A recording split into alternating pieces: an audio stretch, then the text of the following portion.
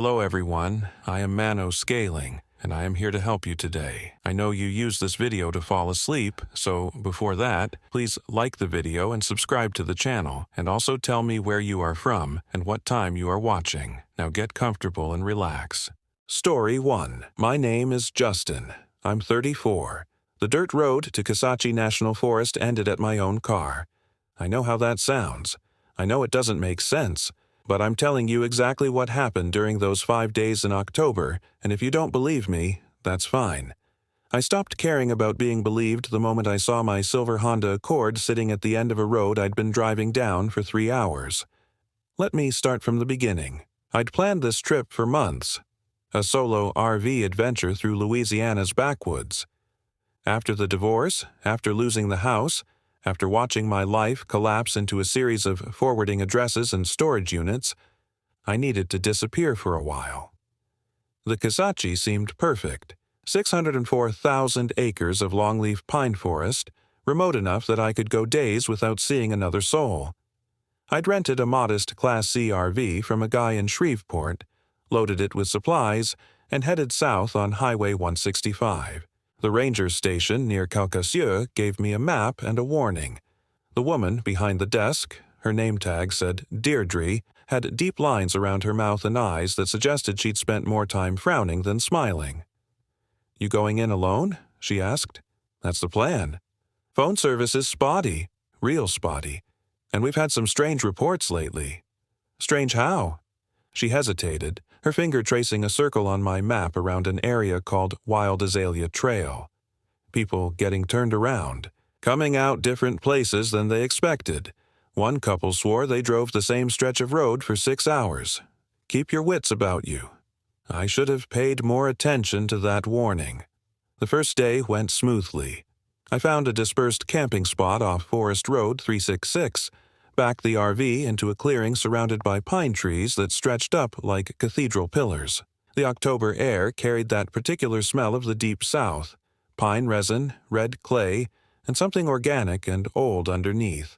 I set up camp, built a small fire, and watched the sun sink through the canopy until the forest filled with violet shadows. That night I heard something circling the RV. Footsteps, definitely footsteps, but with an odd rhythm. 3 quick steps, pause, 2 slow steps, pause. I grabbed my flashlight and stepped outside, sweeping the beam across the clearing. Nothing. The footsteps had stopped the moment I opened the door. "Probably just a deer," I said aloud, my voice sounding thin in all that darkness. But I didn't believe it. Deer don't walk like that. The second day, I decided to drive deeper into the forest. The map showed an old logging road that supposedly led to a scenic overlook. I packed the RV up early and headed out, following Forest Road 366 until it intersected with an unmarked dirt road that matched the description. The road was rough, all ruts and exposed roots, and the canopy grew so thick overhead that I had to turn on my headlights even though it was 11 in the morning. I drove for what felt like 20 minutes. The trees pressed in on both sides, scraping against the RV's flanks with sounds like fingernails on metal. Then the road opened up, and I saw it. My car. My silver 2019 Honda Accord with the dent in the rear bumper from when I'd backed into a parking meter. The one I'd left at the rental place in Shreveport. The one that was supposed to be 127 miles north of here. I stopped the RV and sat there, engine idling, staring at the impossible thing in front of me. The car sat perfectly centered in the road, facing me, as if someone had carefully placed it there. I could see my parking permit dangling from the rearview mirror. My hands were shaking as I turned off the RV and climbed out. The forest had gone completely silent. No birds, no insects, nothing. Just that crushing quiet that makes your ears ring. I walked toward the Accord. The dirt beneath my boots felt wrong. Too soft, like walking on foam. Each step made a sound like a wet sigh. When I reached the car, I cupped my hands against the driver's side window and looked inside. Empty. Everything exactly as I'd left it 2 days ago. My sunglasses on the dashboard, the coffee stain on the passenger seat that had never quite come out. I tried the door. Locked. That's when I noticed the keys sitting on the hood. My keys. the ones that should have been in the lockbox at the rental place. I picked them up. They were warm, like someone had just been holding them. "Hello?" My voice came out as a croak. "Is someone fucking with me?" The forest swallowed my words without even an echo. I unlocked the Accord and sat in the driver's seat trying to make sense of this. My phone showed no service. It hadn't since yesterday. The car started immediately when I turned the key, radio blaring to life mid-song.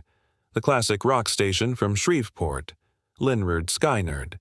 That smell. I turned it off and just sat there, breathing, thinking. Maybe I'd gotten confused about where I'd left the car. Maybe there was some logical explanation. Maybe. The RV's horn blared behind me. I jumped, slamming my head against the car's roof. The horn blared again. 3 long blasts. But I could see through my rear window that no one was in the RV. The driver's seat was empty. I got out of the Accord and walked back to the RV, my heart hammering. The door was closed. I'd left it open. I was certain I'd left it open. I reached for the handle and it swung outward before I could touch it, as if tugged by an invisible hand. Inside, everything was exactly as I'd left it, except for one thing. My map lay spread across the small dinette table. I hadn't left it there. I'd folded it and put it in the glove compartment. But there it was, spread flat, with a red marker line drawn across it. The line started at my current location and traced a winding path through the forest, ending at a spot marked with a crude X. Beneath the X, someone had written in blocky letters, "Come home." My handwriting. That was my handwriting. I grabbed the edge of the table to steady myself. This wasn't possible. This wasn't. The RV lurched forward. I hadn't started the engine. The keys were in my pocket. But the RV was moving, rolling forward slowly along the dirt road, past the Accord, deeper into the trees. I lunged for the driver's seat, but my legs wouldn't cooperate. They felt heavy, like they were filling with concrete. "Stop," I tried to say, but my mouth wouldn't form the word. The RV picked up speed. Through the windshield, I watched the road unspool ahead, curving and twisting through the pines. The trees seemed to lean in as we passed, their branches scraping the windows with sounds like fingernails, like they were trying to get in. I don't know how long we drove like that. Time felt slippery. The shadows outside shifted wrong, sometimes flowing backward, sometimes freezing in place. At one point, I looked down at my watch and saw the second hand spinning counterclockwise. Finally, the RV stopped. I was in another clearing, this one smaller than the first, hemmed in by pines so thick I couldn't see more than 20 feet in any direction. The late afternoon light barely penetrated the canopy. Everything had that greenish, underwater quality you get in old forests. My legs worked again. I stumbled to the door and practically fell out of the RV, gasping for air. The moment my boots hit the ground, I heard it. Footsteps. The same pattern from the first night. 3 quick steps, pause, 2 slow steps, pause. Circling the clearing, staying just beyond the tree line. "Who's there?" I shouted. "What do you want?" The footsteps stopped. Then something spoke. "Justin." Oh, my name and my voice coming from the darkness between the trees. "Justin, come here." I backed against the RV. My hand found the door handle. "Justin, I've been waiting." The voice was mine, but wrong. The words were shaped correctly, but the tone underneath was alien, like someone doing an impression without understanding what they were copying. A figure stepped out from between 2 pines. It looked like me. Same height, same build, same thinning hair and 2-day stubble. It wore the clothes I'd worn yesterday, my red flannel shirt and jeans. But it moved wrong. Its joints bent at angles that were almost right but not quite, like a puppet controlled by someone who'd only seen humans in photographs. "What are you?" I whispered. "I'm you." It smiled, and I saw that its teeth were too uniform, too white, like rows of bathroom tiles. "I've been you for 3 days now." "That's not possible. You drove here 3 days ago. You set up camp. That night I found you." It took a step closer, and I noticed it didn't leave footprints in the dirt. "I needed a shape." "Yours fit. Stay back. But you need to understand." Another step. Its eyes didn't blink. I don't think it had eyelids. This isn't your first time here. You've been coming back to this place for days now, driving in circles, trying to leave, but the roads always lead back. I looked past it at the tree line. In the growing darkness, I could see other figures standing between the pines, dozens of them, all watching. The forest keeps what enters it, the thing that looked like me said. That's how it works. That's how it's always worked. People come in, and the forest redistributes them, takes them apart and puts them back together in different places, different times, different configurations. You're lying. But even as I said it, I felt the truth of it settling into my bones like ice water. Your car keeps showing up because you keep arriving. Your map changes because you keep drawing different routes, trying to find a way out. But there isn't one, Justin. There's only the loop. Drive forward, end up where you started. Drive backward, end up where you started. The directions don't matter here. Geography doesn't matter. I thought about the ranger's warning. People getting turned around, coming out different places than they expected. What happened to them? I asked. The ones who did get out? Its smile widened. They didn't. They just stopped remembering that they were trying to leave. Eventually, they settled into the loop, accepted it, became part of the forest circulation. They're still here. It gestured to the figures in the trees. All of them. Some have been here for years, decades maybe. Time doesn't flow right in the loop. One of the figures moved closer, stepping into the dim light. It was an old woman in a dress from the 1960s, her face slack and empty. Behind her, I could see others. A man in a suit. 2 teenage girls holding hands. A child in pajamas. We're all waiting, the thing wearing my face said. Waiting for new shapes, new configurations. The forest needs variety. It gets bored with the same patterns repeated endlessly. I'm leaving. I turned to climb back into the RV. You can try. I got inside, locked the door, as if that would help, and grabbed the keys from my pocket. My hands shook so badly it took 3 tries to get the key in the ignition. The engine turned over. Thank God. I threw the RV into gear and stomped on the gas, tearing out of the clearing. Branches whipped the windshield. Something thumped against the side. Through the mirror, I could see the figures standing in the clearing, watching me go. The thing that looked like me waved. I drove for hours. The road twisted and curved, splitting into branches that I chose at random. Left, right, straight ahead. It didn't matter. The forest all looked the same. Pine trees and red dirt and that sickly green light filtering down through the canopy. My phone was useless. The GPS showed my location as a blue dot in a white void. No roads, no landmarks. When I tried to zoom out, the screen just kept showing more white space, infinite and empty.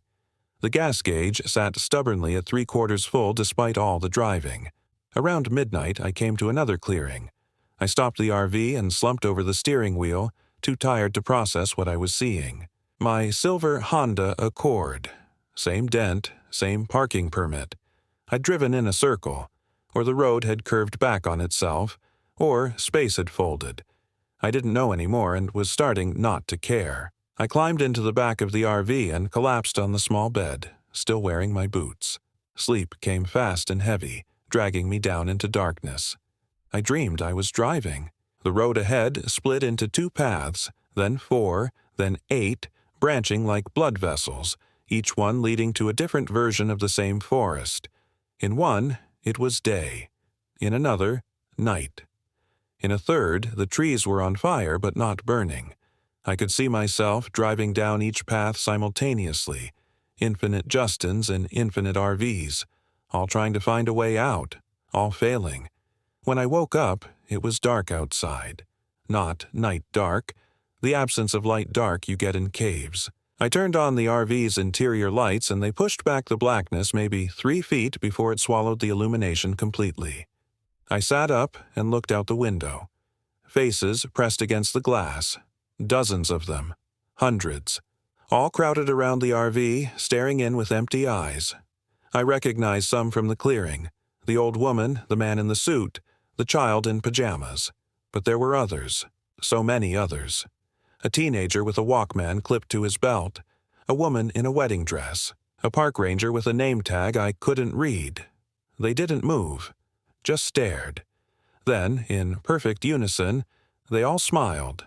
Not happy smiles, not cruel smiles, just the mechanical lifting of lips that something might do if it had been told, "This is what humans do to show friendliness," but had never understood why. I scrambled away from the window, pressing myself against the far wall. The faces tracked my movement, all those heads turning in sync. Someone knocked on the door. "Justin?" My voice again. "Justin, I brought you something." I didn't answer. The knock came again, harder. "Justin, don't be rude. I've been working on this all day." Against every instinct screaming at me not to, I moved to the door and looked through the small window. The thing that looked like me stood there, holding something. In the darkness, I couldn't tell what it was at first. Then it shifted the object and I saw. A map, made of skin. "I made this for you," it said, its voice muffled through the door. "It shows all the roads, all the possible routes, every direction you could drive. Want to see?" It held the map up to the window. I could see roads etched into the flesh in what looked like dried blood. The network was impossibly complex, roads layering over roads, intersections occurring in impossible dimensions. Looking at it made my head hurt, like trying to see in 4 directions at once. "The roads are alive," it said. "They grow and change and loop back on themselves. That's why you can't leave. You're not driving on roads. You're inside something's veins, the forest's circulatory system, and you're just blood now, being pumped through over and over, forever." "Stop it," I said, my voice barely a whisper. "Why? Don't you want to understand? Don't you want to know what you've become?" "I haven't become anything. I'm still me." It cocked its head at an angle that was just slightly too far to be natural. "Are you? How do you know? Maybe you're already part of the loop. Maybe you've been here for years and you've just forgotten. Maybe I'm the real Justin and you're the copy." That possibility struck me like a physical blow, because I couldn't prove it wrong. I had memories of my life before, the divorce, the house, the drive to Louisiana, but how did I know those were real? What if they were just installed?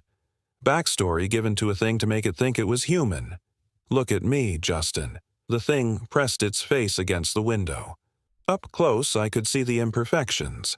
Its skin was too smooth, without pores.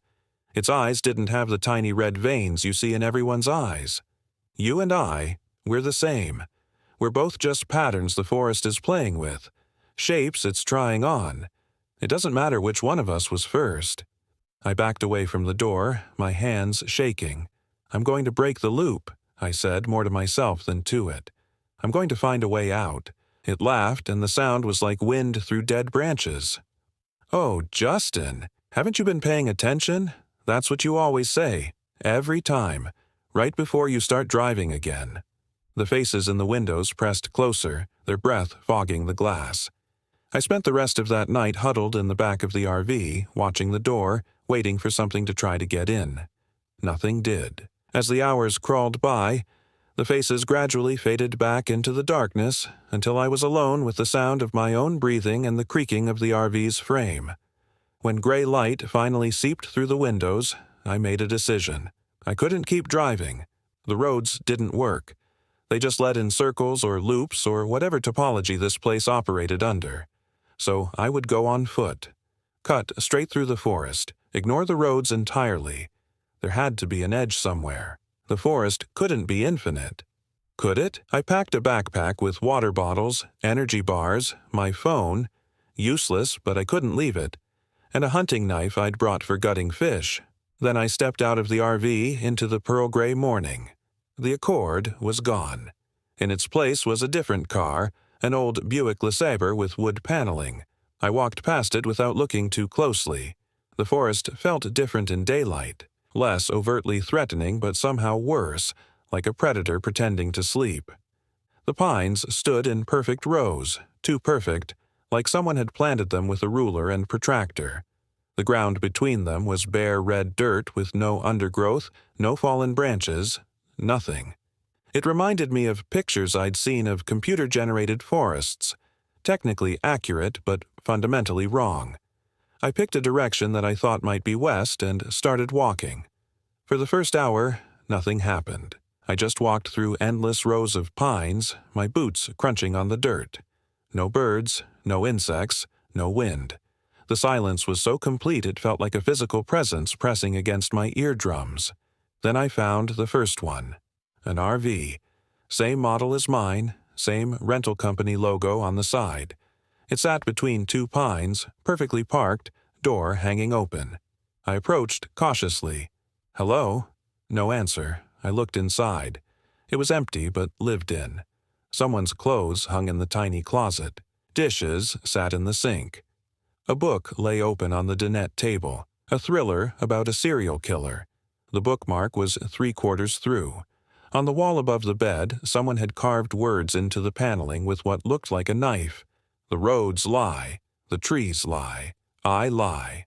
I backed out of the RV and kept walking. Over the next few hours I found 7 more. All RVs, all the same model, all abandoned.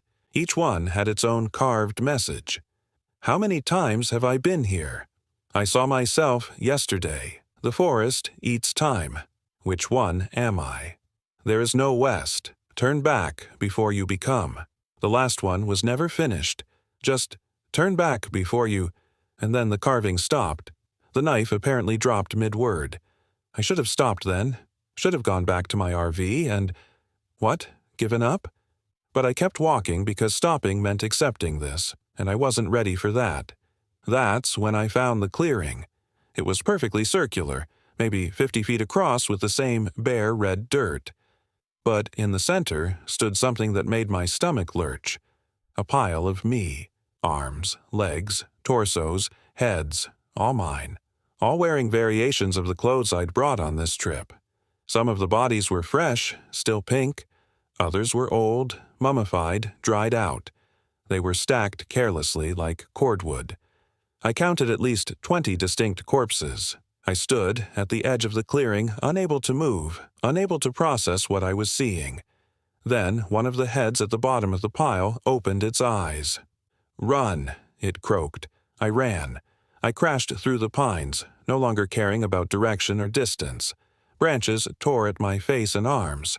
Roots tried to trip me. The forest had dropped all pretense now. It wasn't hiding what it was anymore. The trees moved as I passed, shifting positions, blocking paths. The ground tilted beneath my feet like a ship's deck. The sky above flickered between day and night so fast it strobed. I don't know how long I ran. Time had stopped meaning anything. I burst into another clearing and skidded to a stop. My RV, the same one I'd left that morning. But it couldn't be. I'd been running away from it. I'd run in a straight line. Except I hadn't, had I? Because straight lines didn't exist here. I walked to the RV on legs that felt like rubber.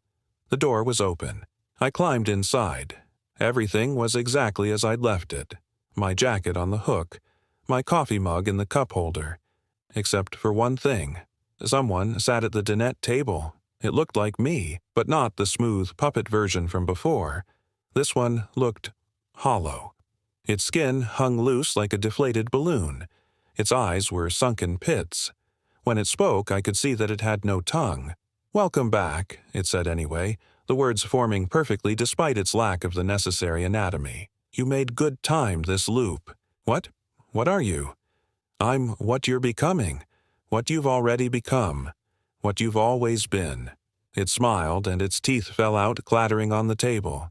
"The forest is breaking you down, Justin, taking you apart piece by piece, trying to understand how you work. It does this to everyone who stays too long. It's curious, you see. It wants to know what makes things tick." I grabbed the hunting knife from my backpack. "Stay away from me." "Or what? You'll kill me?" "You can't kill what's already dead, and you can't leave what you're already inside." It stood up, and I heard things shifting around inside its loose skin.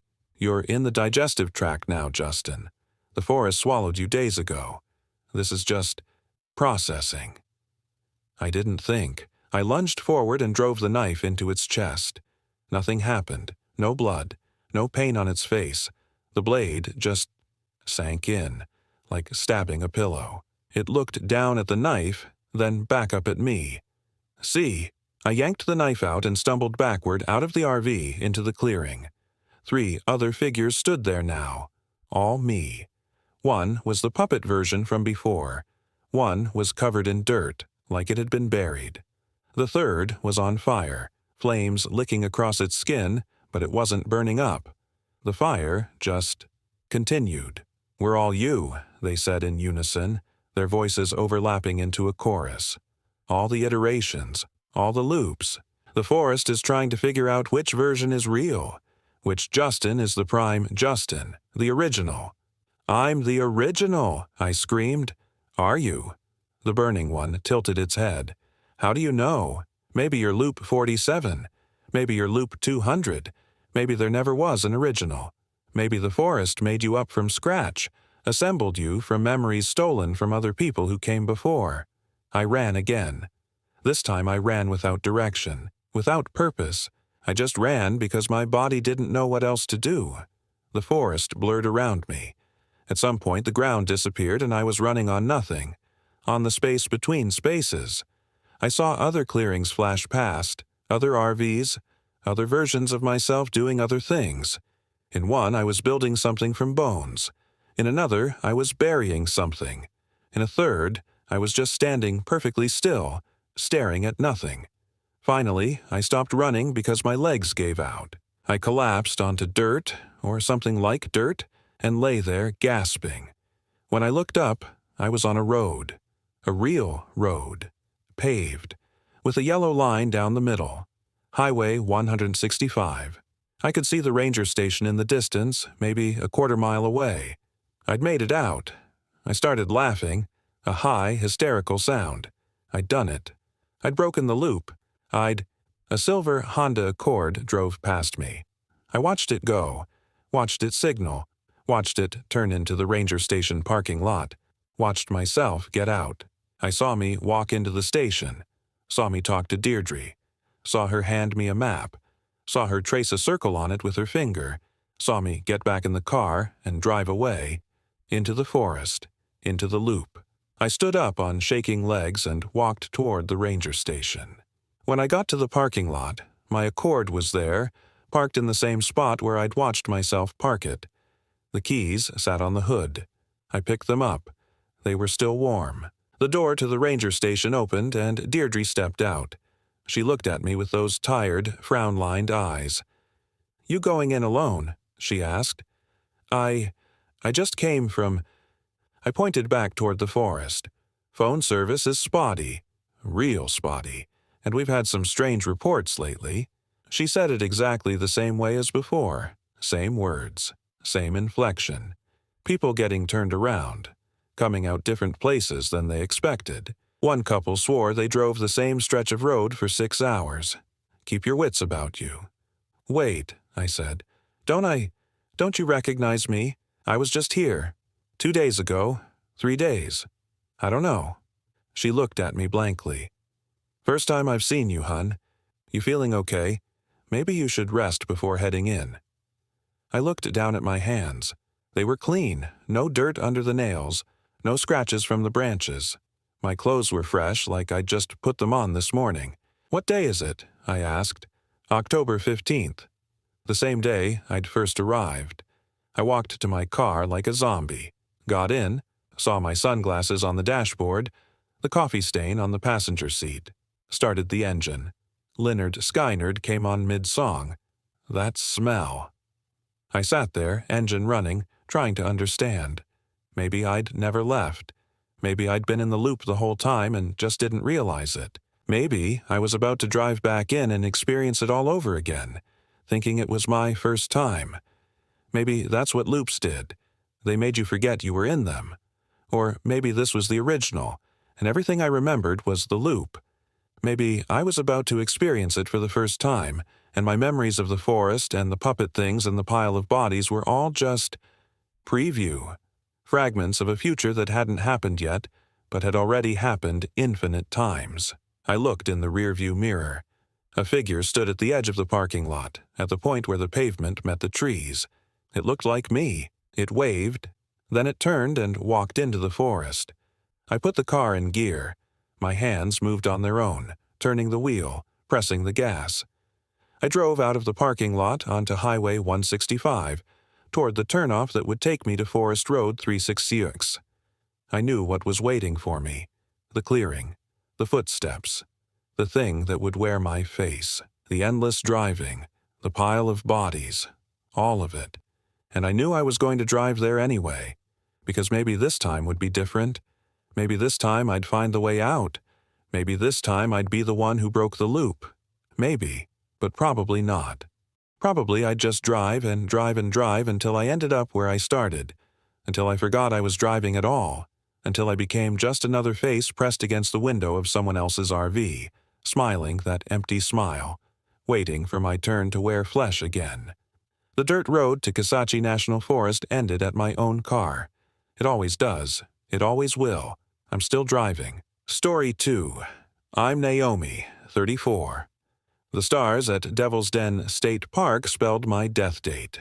I saw it on the second night, lying flat on my back on the picnic table outside our rented RV, trying to shake off the tension that had been building since we arrived. The constellations had rearranged themselves into numbers, crisp, unmistakable digits glowing against the Arkansas sky. 10, 14, 2025. 2 days from now. I blinked hard, rubbed my eyes, told myself it was exhaustion, stress, the joint I'd smoked earlier. But when I looked again, the numbers held their shape, pulsing faintly like they were breathing. I didn't tell Marcus right away. How do you tell your boyfriend of 3 years that the universe just gave you an expiration date? We'd come to Devil's Den to fix things, or at least that's what I'd told myself when I'd agreed to this trip. Marcus had been distant for months, working late, phone always face down on the table, that guilty edge to his smile when I'd catch him staring at nothing. I'd suggested therapy.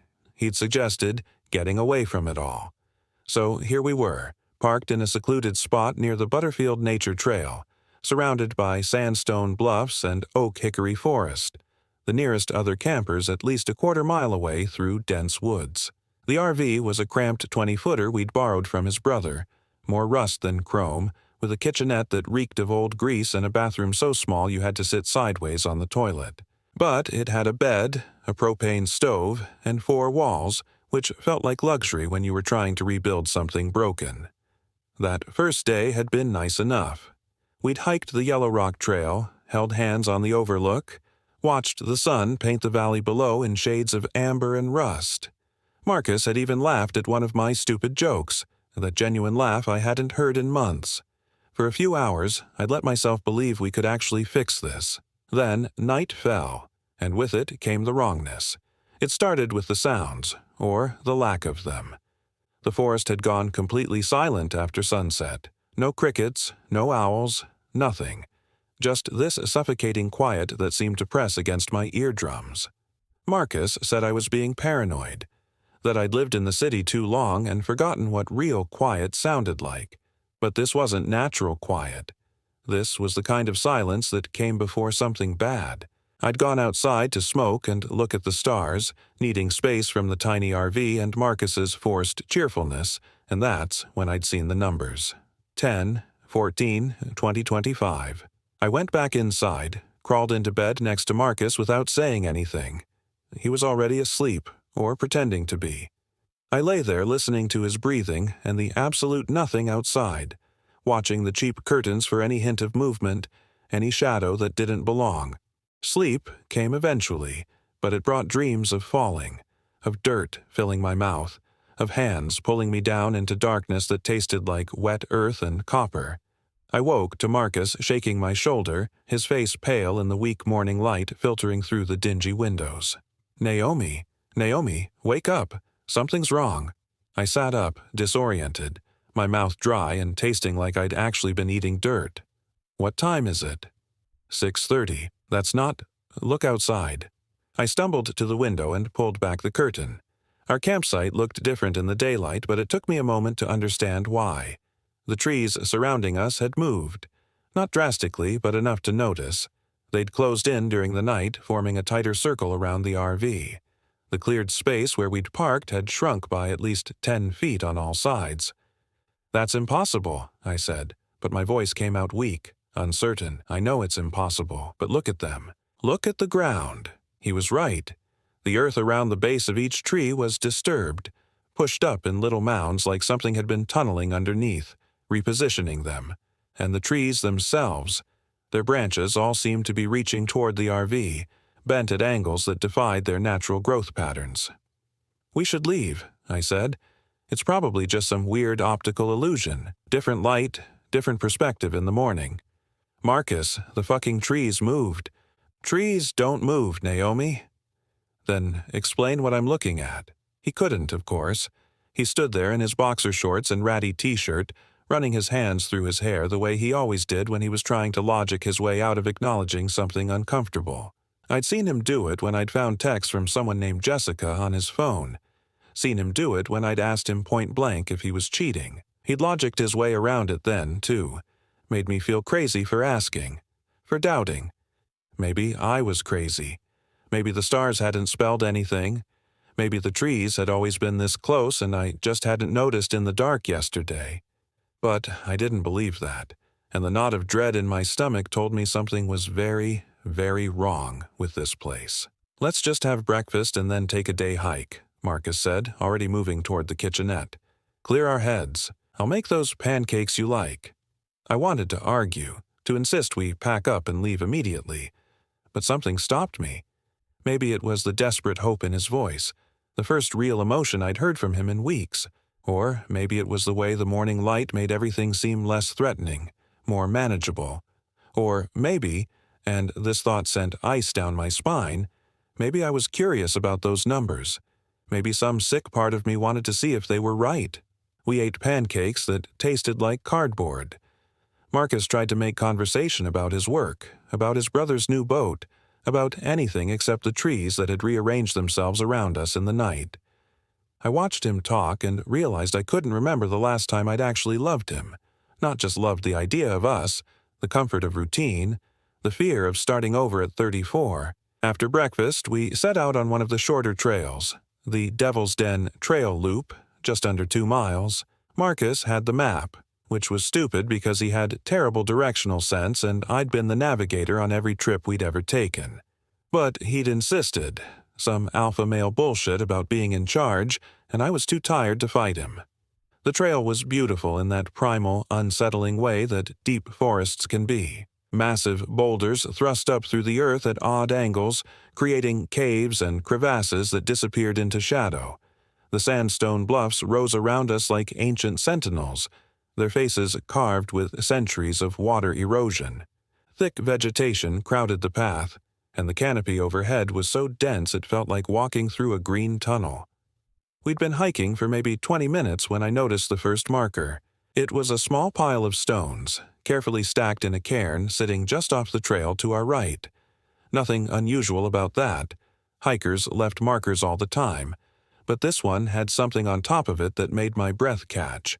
A small piece of paper, folded and weighted down with a rock.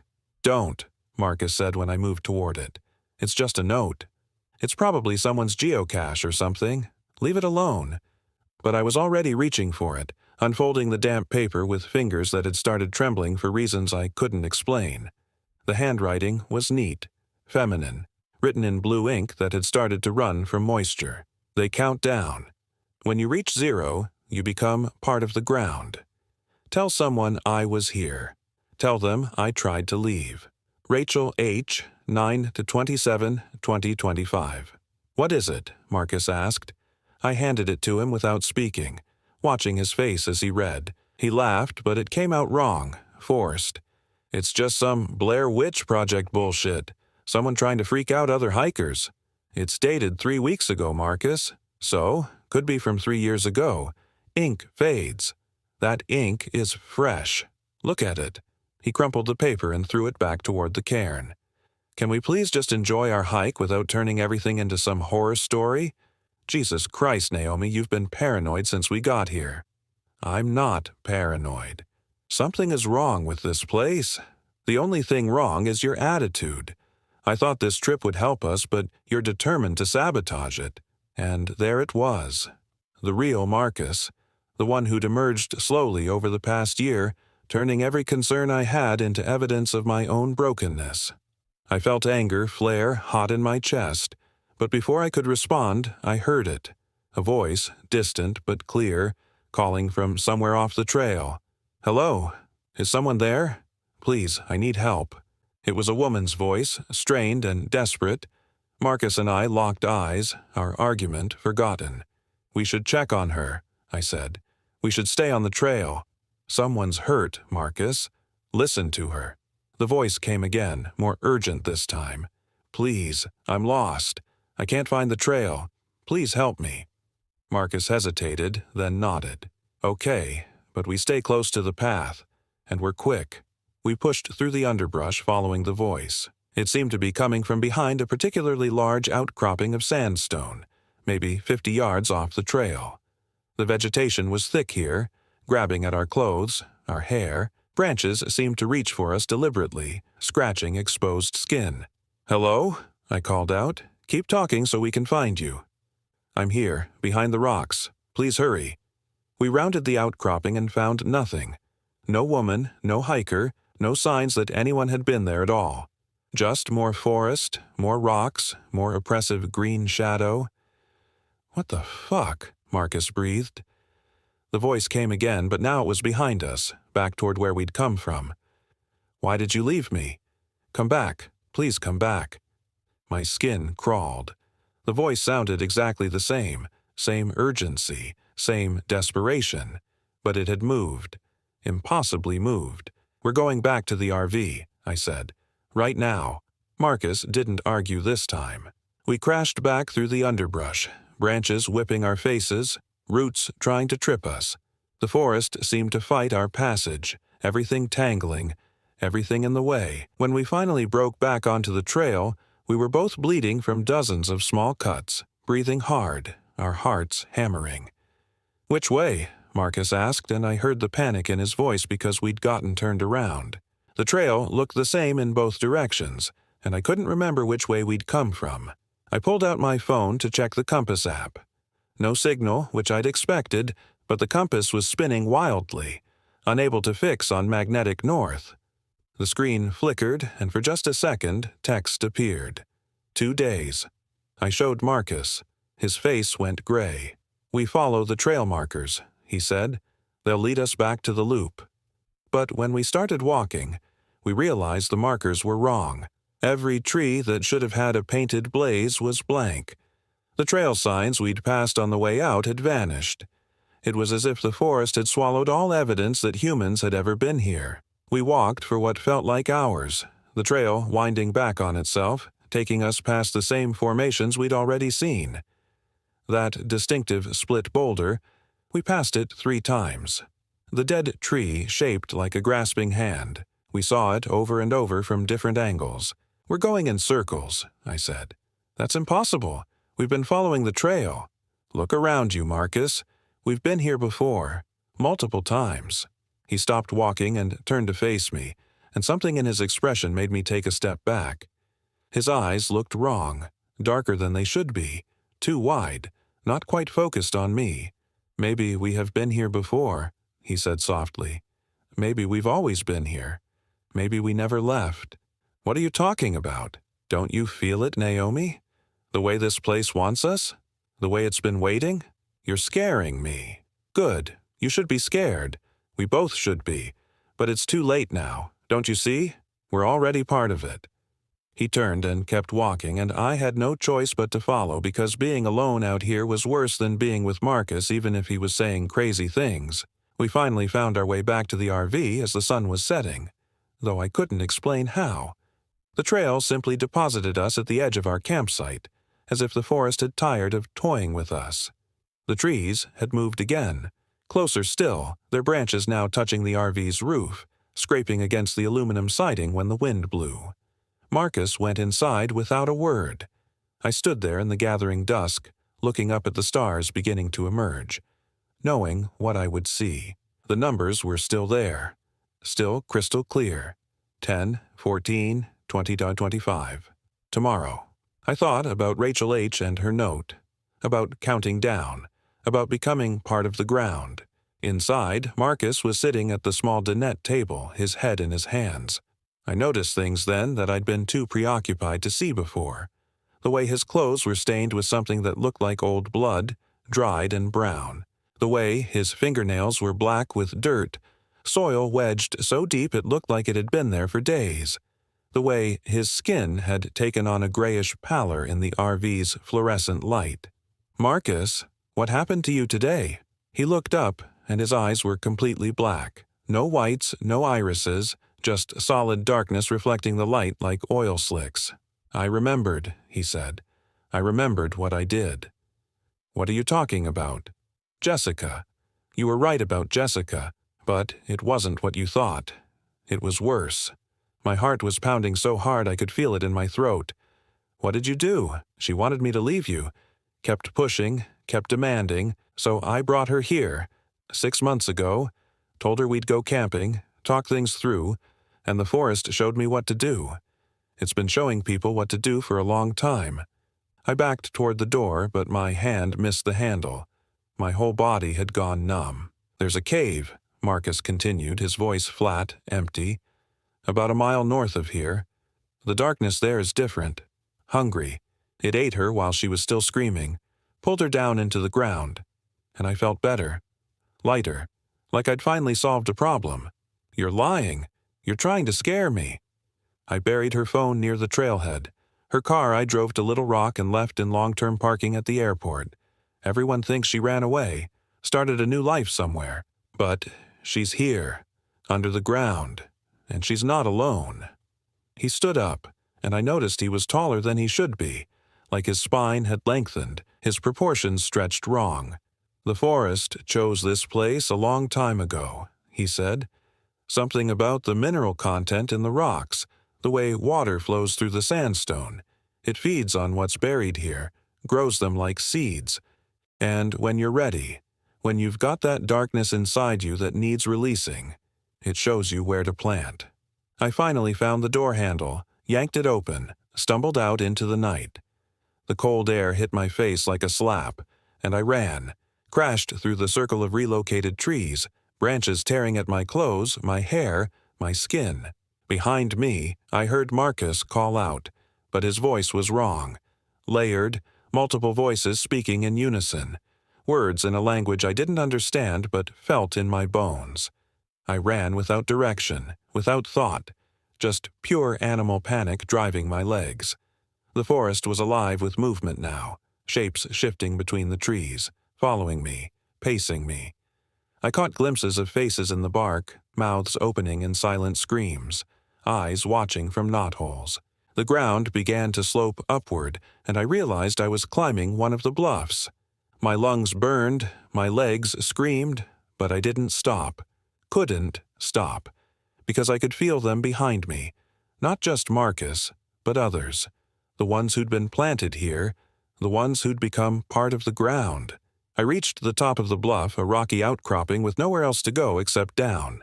I spun around, my back to the drop, and watched them emerge from the tree line. Marcus came first, but he wasn't Marcus anymore.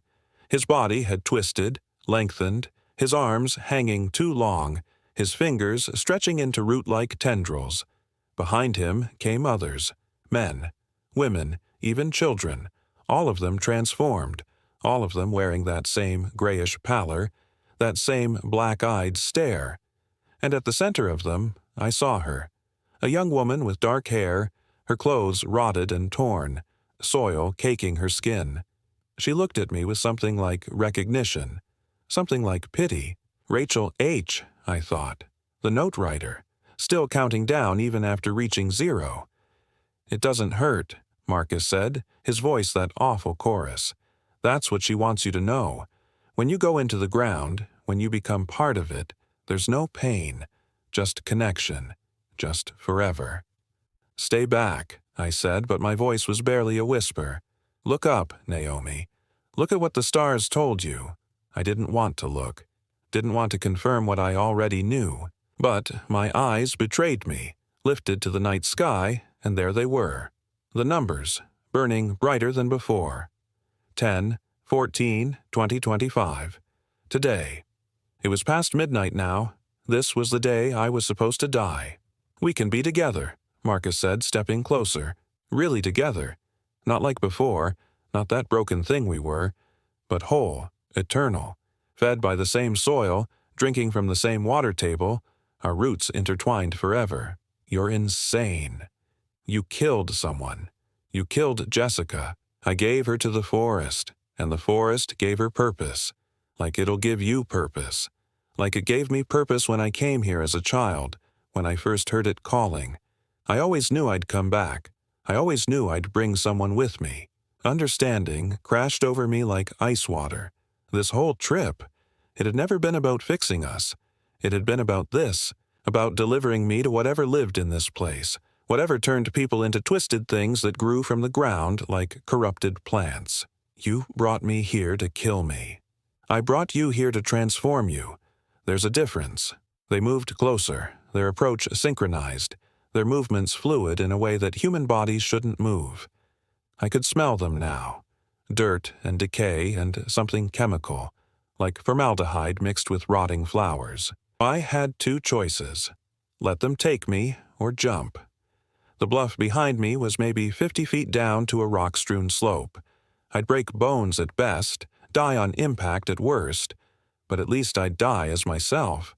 At least I wouldn't end up like them, like Rachel, like Jessica, rooted in poisoned ground for whatever passed for eternity in this cursed place. I climbed onto the rock at the edge, my arms spread for balance. "Don't," Marcus said, and for just a second, I heard his real voice underneath the chorus, the man I'd once loved, terrified and trapped. "Please, don't leave me here alone. Please don't make me be this thing without you." "You already are this thing," I said. "You have been for months, maybe years." And then I jumped. The fall seemed to last forever and no time at all. I had a moment of crystalline clarity where I could see everything. The forest spread out below me, vast and ancient and hungry, the things that had once been people, watching from the bluff edge. The stars overhead, their numbers fading as if satisfied with their prophecy fulfilled one way or another. I hit the slope hard, my right leg snapping on impact, pain exploding up my body in a white-hot wave. I tumbled, rolled, crashed through undergrowth and over smaller rocks, my body collecting damage with every revolution. When I finally stopped, I was at the bottom of the bluff, barely conscious, tasting blood, unable to move my right leg or left arm. But I was alive. Broken, but alive. I could hear them coming down, more carefully than I had, taking the longer trail that switchbacked down the bluff face. I had maybe 5 minutes before they reached me. I dragged myself forward using my good arm, inch by agonizing inch, not knowing where I was going, just knowing I had to move. Had to try. My phone was miraculously still in my pocket, the screen cracked but functioning. Still no signal, but the compass was working now, pointing steadily north, away from the campsite, away from Devil's Den. I crawled. It was the most painful thing I'd ever experienced, every movement sending lightning bolts of agony through my shattered leg, my dislocated shoulder grinding in its socket. But I crawled. I don't know how long it took. Hours, maybe. The forest around me stayed dark, but I could feel dawn approaching, that subtle shift in the quality of darkness that happens before sunrise. And as it got lighter, I noticed the trees were thinning. The oppressive weight of the place was lifting. Behind me, I could still hear them searching, calling my name in that terrible chorus, but their voices were growing fainter, like they couldn't follow me beyond a certain boundary. I found a service road as the sun was rising. Gravel, rutted, clearly not used often, but it was man-made, and it led somewhere. I pulled myself onto it and kept going, every movement an act of pure will over pain. A ranger truck found me 3 hours later. I was delirious by then, dehydrated, going into shock. I remember telling them about Marcus, about the things in the forest, about the numbers in the stars. They listened with the patient sympathy of people who deal with injured hikers who've hit their heads. They found the RV right where we'd left it, the trees around it perfectly normal, spaced exactly as they'd always been. They found no sign of Marcus, no footprints, no trail, nothing. It was like he'd simply vanished. When I told them about Jessica, about what Marcus had claimed to do, they took me seriously enough to search. They found her phone where Marcus had said, near a trailhead, buried in a shallow hole. They found her car at the Little Rock airport, but they never found her body. The cave Marcus described doesn't officially exist, but when I pulled up satellite imagery later from my hospital bed, I could see it. A dark opening in the sandstone, about a mile north of where we'd camped, partially hidden by overgrowth. And around it, if you knew what to look for, you could see areas where the vegetation grew differently, lusher and darker, circular patches maybe 6 feet in diameter each, like grave plots, like gardens. I spent 6 weeks in the hospital, multiple surgeries on my leg, my shoulder, my ribs, physical therapy that hurt worse than the original injuries, psych evaluations where I learned to say the right things, that I'd been confused, delirious from pain and fear, that Marcus must have left me and gotten lost himself, that I'd imagined the rest. They declared him missing, presumed dead. Searched for weeks and found nothing. His family blamed me, said I must have done something, known something. Jessica's family hired a private investigator who looked at me with unconcealed suspicion every time we spoke, but they never found proof. Because the proof was buried in ground that wouldn't give up its secrets, fed by whatever lived in that place, transformed into something that wasn't human anymore but wasn't quite plant either. I'm writing this from a motel room in Oklahoma, 6 months later. I left Arkansas as soon as I could walk without crutches, but it doesn't matter. I see the numbers everywhere now, in license plates, in digital clocks, in the way shadows fall across walls. Different numbers, but always counting down. 3 days, 2 days, 1 day, 0. And when I reach 0, I find myself drawn back. Not to Devil's Den. They've blocked off the area where we camped. Too many incidents, too many disappearances, but to other places. Dark places. Places where the ground feels wrong and the trees grow too close and the stars rearrange themselves into messages for people who are already marked.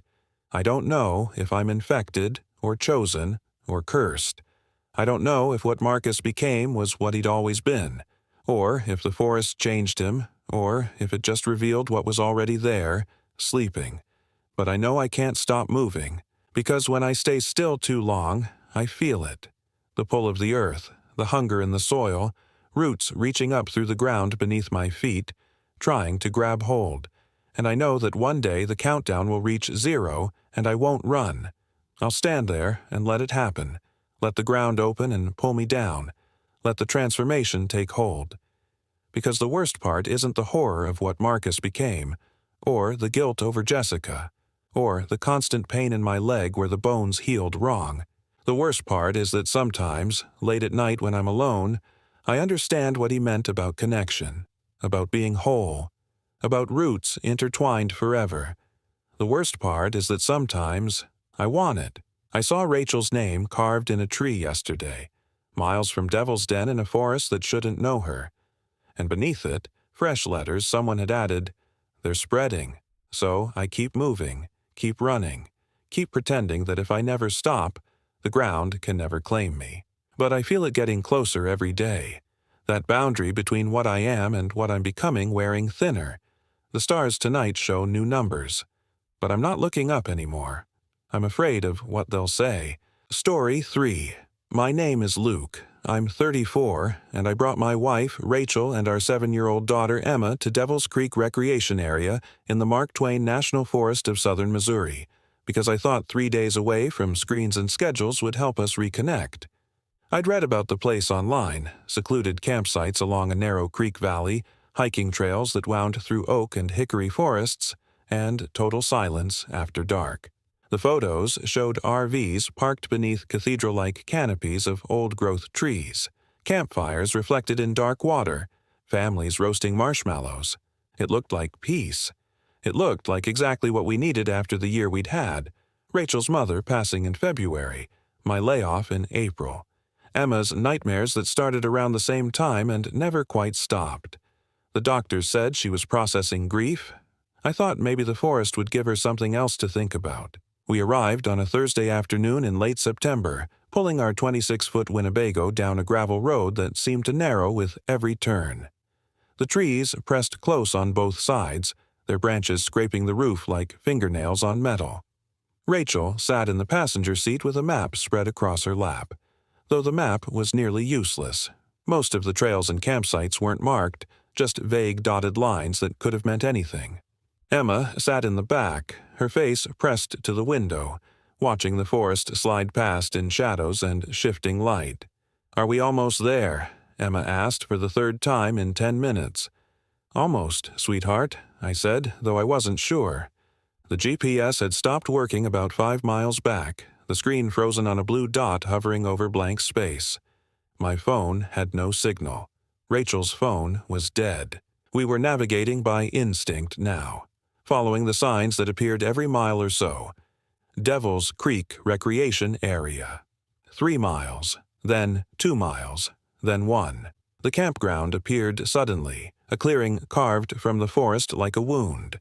There were 6 sites total, each with a concrete pad, a fire ring, and a picnic table weathered gray by seasons of rain and sun. Only one other site was occupied, a silver Airstream parked at the far end, its windows dark, no movement visible inside. The rest of the campground was empty. I'd expected more people, even in late September. The website said the area was popular year-round. "Kinda quiet," Rachel said, her voice uncertain. "That's what we wanted, right? Quiet."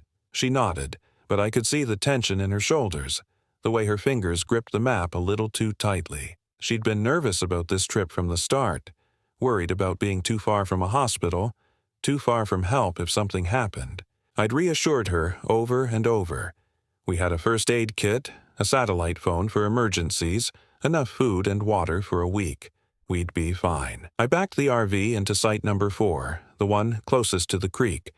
Through the trees, I could see water moving, dark and sluggish, reflecting the sky like oil.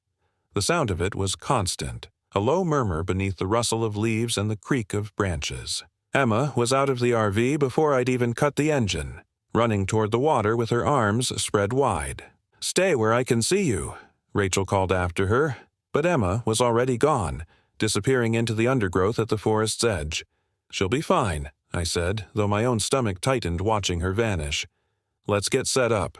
We spent the next hour leveling the RV, connecting the water and power, arranging our camp chairs around the fire ring.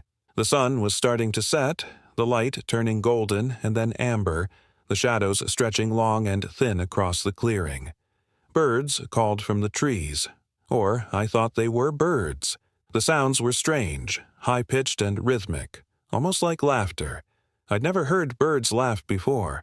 Rachel was inside unpacking groceries when I walked down to the creek to check on Emma. I found her crouched at the water's edge, her hands in the mud, staring at something I couldn't see. "What'd you find, kiddo?" She didn't answer right away. She just kept staring, her face pale in the fading light. When she finally looked up at me, her eyes were wide and dark. "The birds, Daddy." "What about them?" "They're flying into the ground." I laughed, thinking she was playing pretend, the way she sometimes did. But then I looked where she was pointing, and my breath caught. About 20 feet downstream, near a bend in the creek, I saw them. Birds, dozens of them. They were circling above a patch of bare earth near the water, their movements slow and deliberate, almost mechanical. And, one by one, they were diving. Not toward the ground, into it. I watched as a robin dropped from the circle, folding its wings tight against its body and plunged head first into the dirt. There was no sound of impact, no struggle. The bird just disappeared, swallowed by the earth like it had never existed. Then another bird dove. Then another. "What the hell?" I whispered. Emma stood up, wiping her muddy hands on her jeans. "Can we go back now?" I wanted to say yes. I wanted to grab her hand and pull her away from the creek, back to the RV where Rachel was humming softly to herself, arranging cans of soup in the cupboard, pretending everything was normal. But I couldn't move. I stood there watching the birds dive, one after another, until the circle above the bare earth grew smaller and smaller, and finally there were no birds left. Just the empty sky and the patch of disturbed ground, raw and dark like a scab. "Daddy?" "Yeah," I said, my voice hoarse. "Yeah, let's go back." We walked back to the RV in silence. I didn't tell Rachel what we'd seen. I didn't know how to explain it, and I didn't want to worry her. She was already on edge, glancing toward the airstream every few minutes like she expected someone to emerge and tell us to leave. But the airstream stayed dark and silent, and by the time full night fell, I'd almost convinced myself that what I'd seen at the creek was some kind of optical illusion, a trick of the light and the water. We ate dinner around the campfire, hot dogs and beans, marshmallows for dessert. Emma was quiet, barely touching her food, her eyes darting toward the forest every time a branch snapped or the wind picked up. Rachel tried to coax her into talking, asking about school and friends and the new book she'd been reading, but Emma just shrugged and stared into the flames. "You okay, sweetheart?" Rachel asked, reaching across to touch Emma's hand. Emma pulled away. "I don't like it here." "Why not?" "It's too quiet." Rachel and I exchanged a glance. The forest around us was anything but quiet. The creek burbled and hissed. The trees groaned in the wind. And beneath it all, there was another sound, so faint I almost missed it. A rhythmic scraping, like something digging. "It's just different from home," I said, forcing a smile. "You'll get used to it." But even as I said it, I wasn't sure I believed it. We put Emma to bed around 9, tucking her into the small bunk at the back of the RV. She clung to Rachel's hand, her fingers tight and cold. "Will you stay with me?" "Of course," Rachel said, brushing hair from Emma's forehead. "I'll be right here." But Emma shook her head. "No, I mean stay. Don't leave." "We're not leaving, honey. We're just outside." "Promise." "Promise." Emma's eyes searched Rachel's face, looking for something I couldn't name. Finally, she nodded and rolled over, pulling the blanket up to her chin. Rachel stayed with her until her breathing evened out, then slipped out of the bunk and joined me by the fire.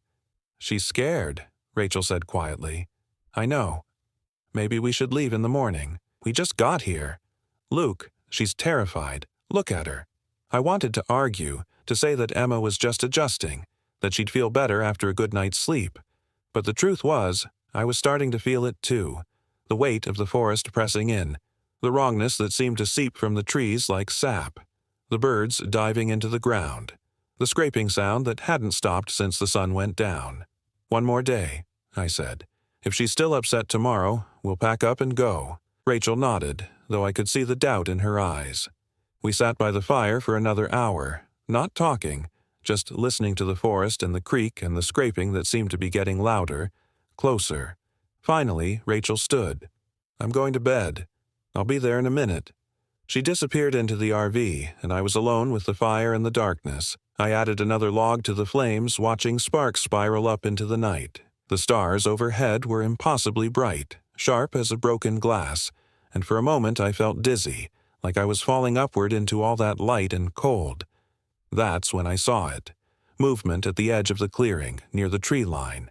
A shape, pale and hunched, moving in short, jerky steps. I stood, my heart hammering, and called out, "Hello!" The shape stopped, turned, and I saw its face. It wasn't human. The proportions were wrong. Eyes too large, mouth too wide, skin stretched tight over bones that jutted at odd angles. But it was wearing clothes. A flannel shirt and jeans, both filthy and torn, and it was staring at me with an expression I couldn't read.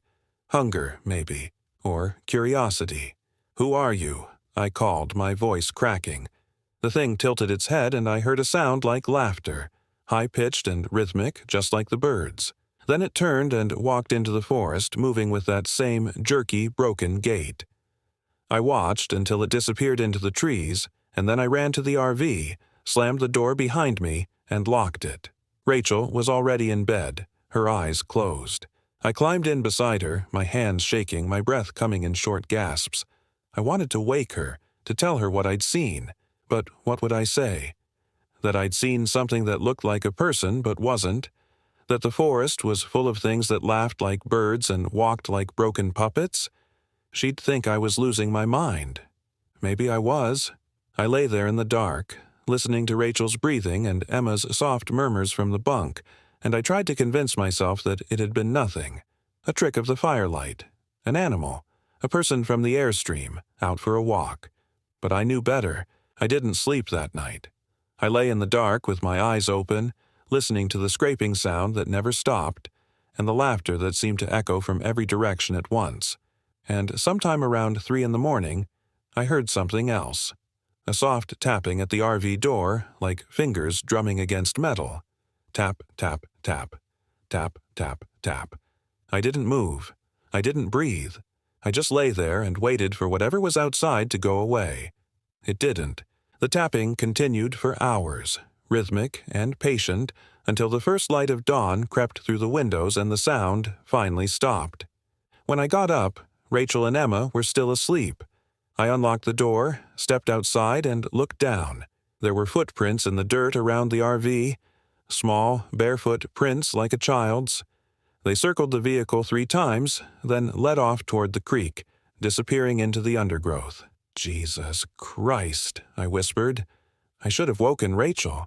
I should have packed up right then and driven out of Devil's Creek as fast as the RV would go. But I didn't. Because part of me, the stupid, stubborn part that had insisted we come here in the first place, wanted to believe there was a rational explanation. Kids from another campsite. A prank. Something normal. I followed the footprints. They led me down to the creek, to the same spot where Emma and I had seen the birds. The bare patch of earth was bigger now, wider and deeper, like something had been digging from underneath. And in the center of the patch, half buried in the dirt, was a hand. Small, pale, a child's hand. I stumbled backward, bile rising in my throat. The hand twitched, fingers curling and uncurling, and I realized with horror that it was moving. Not just twitching, reaching. The dirt around it shifted, and I saw more of the arm, the shoulder, the head emerging from the ground like a corpse clawing its way out of a grave.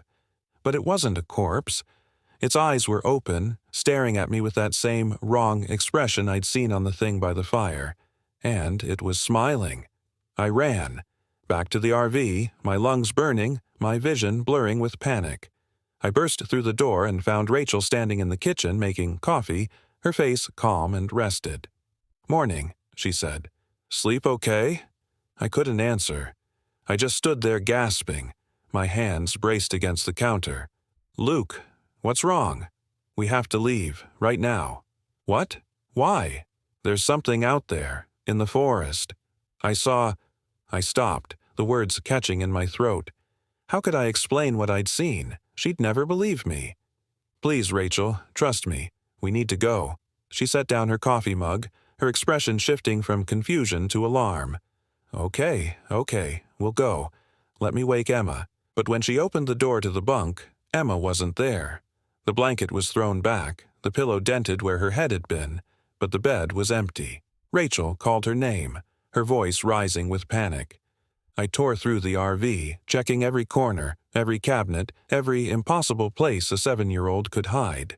She wasn't there. "She must have gone outside," Rachel said, her face white. "Maybe she went to the bathroom." We didn't have a bathroom, not a real one. There was an outhouse near the airstream, but Emma hated it, said it smelled like death. She wouldn't have gone there alone.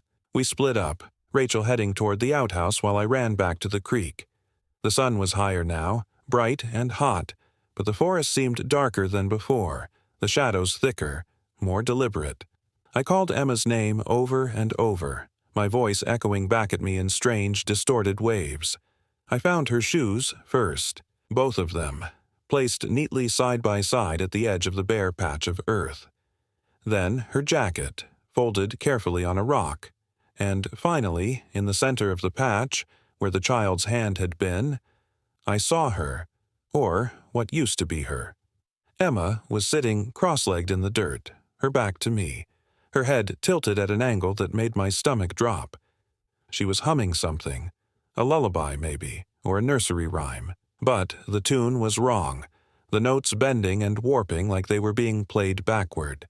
"Emma?" I whispered. She stopped humming, turned her head, and when I saw her face, I knew she was gone. Her eyes were black from corner to corner, no white visible, no iris, just empty darkness. Her mouth stretched into a smile far too wide, showing teeth that were too sharp, too many, and when she spoke, her voice wasn't hers. "Daddy," she said in a voice like grinding stone. "The birds showed me." "Showed you what?" "How to go down." She turned back to the dirt, and I saw that she was digging, her small hands moving in frantic circles, scooping up handfuls of earth and tossing them aside. And beneath the dirt, something was moving, writhing, dozens of shapes, pale and wrong, crawling over each other like maggots in a wound.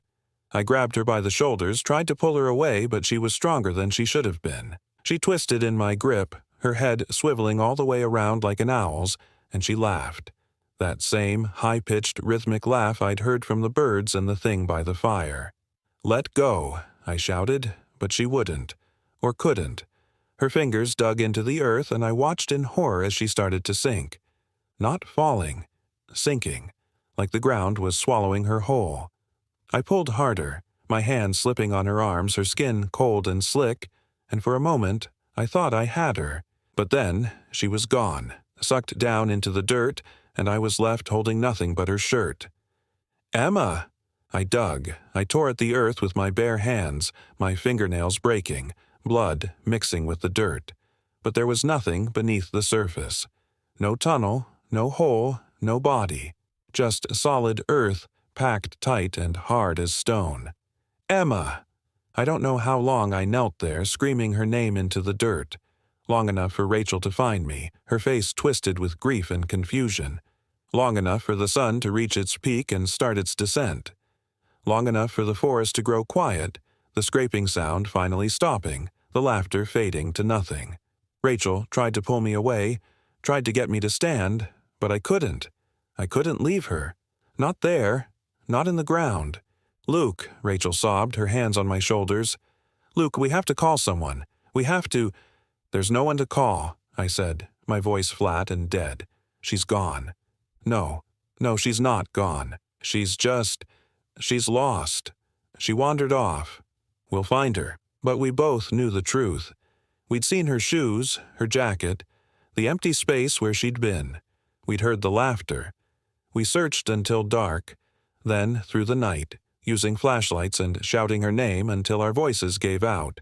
The rangers came at dawn, brought in search dogs and volunteers. They combed the forest for 3 days, searching every trail, every ravine, every hollow. They found nothing. No trace of Emma. No sign she'd ever been there at all. The rangers said she must have drowned, that the creek was deceptive, deeper than it looked, the current strong enough to pull a child under. They said her body would turn up downstream eventually. They said we should go home, try to grieve, let them do their job. But I knew better. On the 4th day, I went back to the creek alone. The bare patch of earth was still there, bigger now, a gaping wound in the forest floor. And in the center, half buried in the dirt, was a shoe. Emma's shoe. I picked it up, turned it over in my hands. It was clean, pristine, like she'd just taken it off. And from somewhere beneath the ground, I heard laughter. We left Devil's Creek that afternoon, driving out in silence, the Winnebago's engine grinding against the steep hills. Rachel sat beside me, her face turned to the window, tears streaming down her cheeks. I wanted to comfort her, to tell her it would be okay, but I didn't have the words. How could I explain what had happened? How could I tell her that our daughter hadn't wandered off or drowned, but had been taken by something we didn't understand, pulled down into the earth by forces we couldn't name?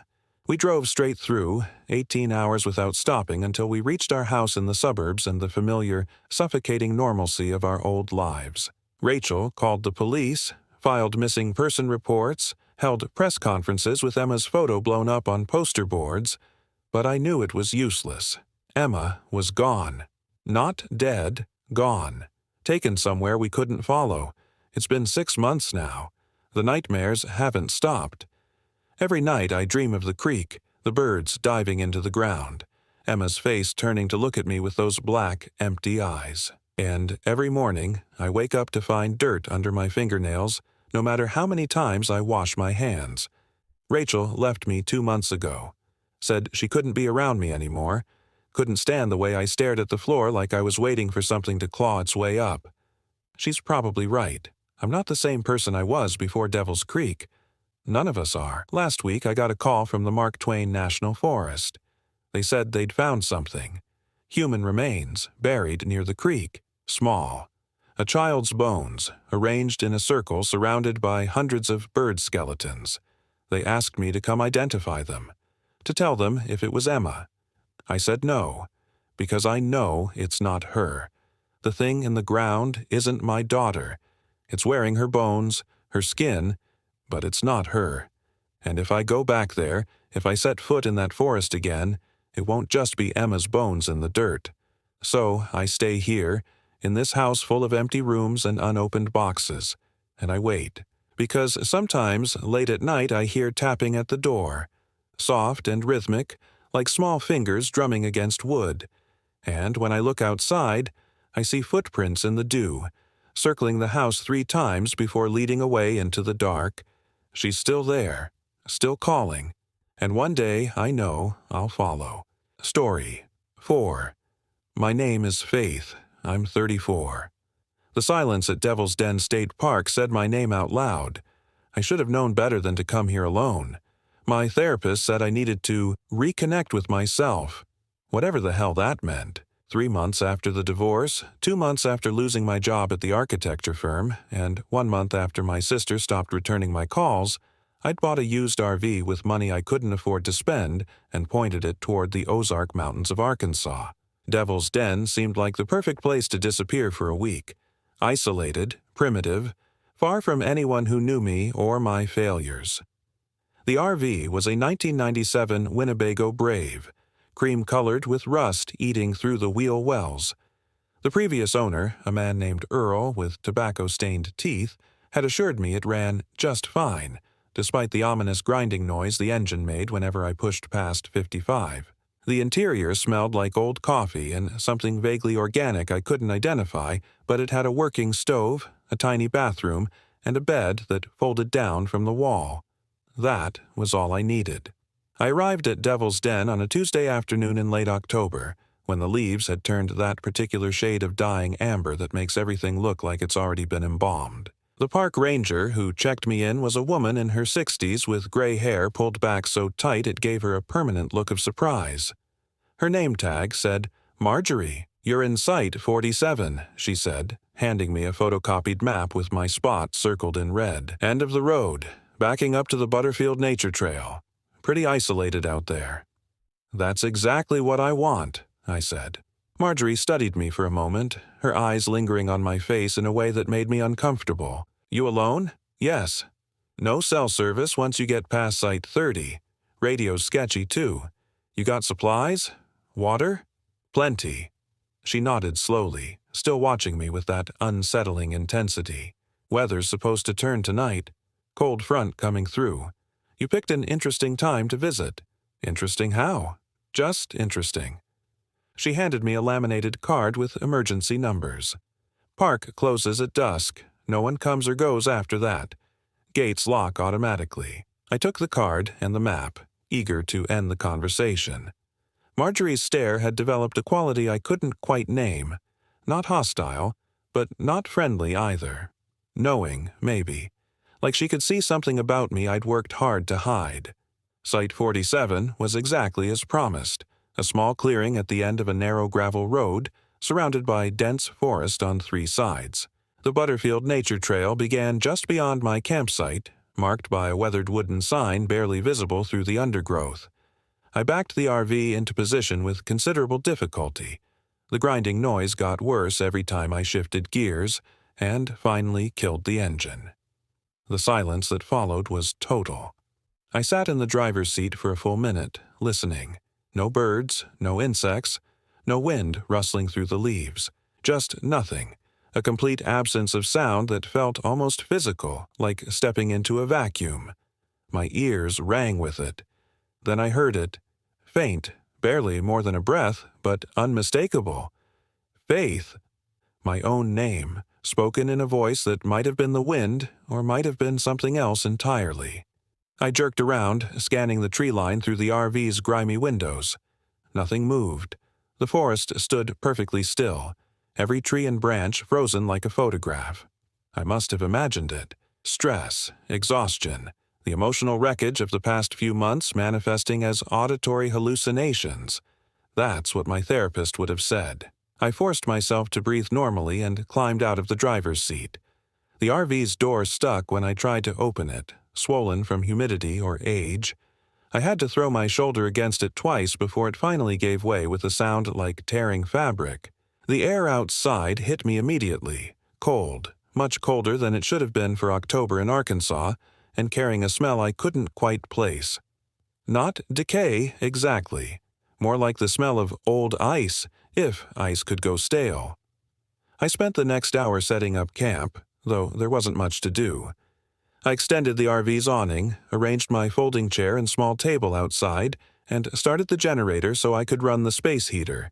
The temperature had dropped at least 10 degrees since I'd arrived, and the sun was already sinking toward the horizon, turning the sky the color of a bruise. That's when I noticed the trees.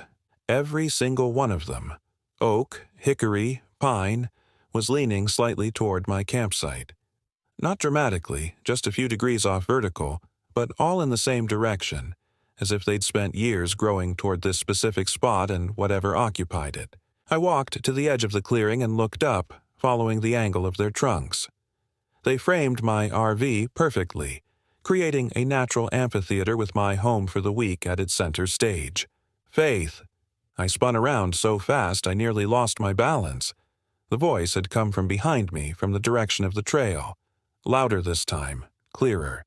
A woman's voice, though I couldn't identify the register or accent. It simply said my name, nothing more. Hello. My voice sounded thin and reedy in the growing darkness. Is someone there? No response. The silence rushed back in, overwhelming, oppressive. I walked quickly back to the RV and locked myself inside, my heart hammering against my ribs. Probably just another camper, I told myself. Someone hiking the trail, calling out to a friend or family member who happened to share my name. Coincidence? Nothing more. But I knew that wasn't true. I'd felt it in my bones, in that ancient part of the brain that still remembers what it's like to be prey. Whatever had spoken my name wasn't human.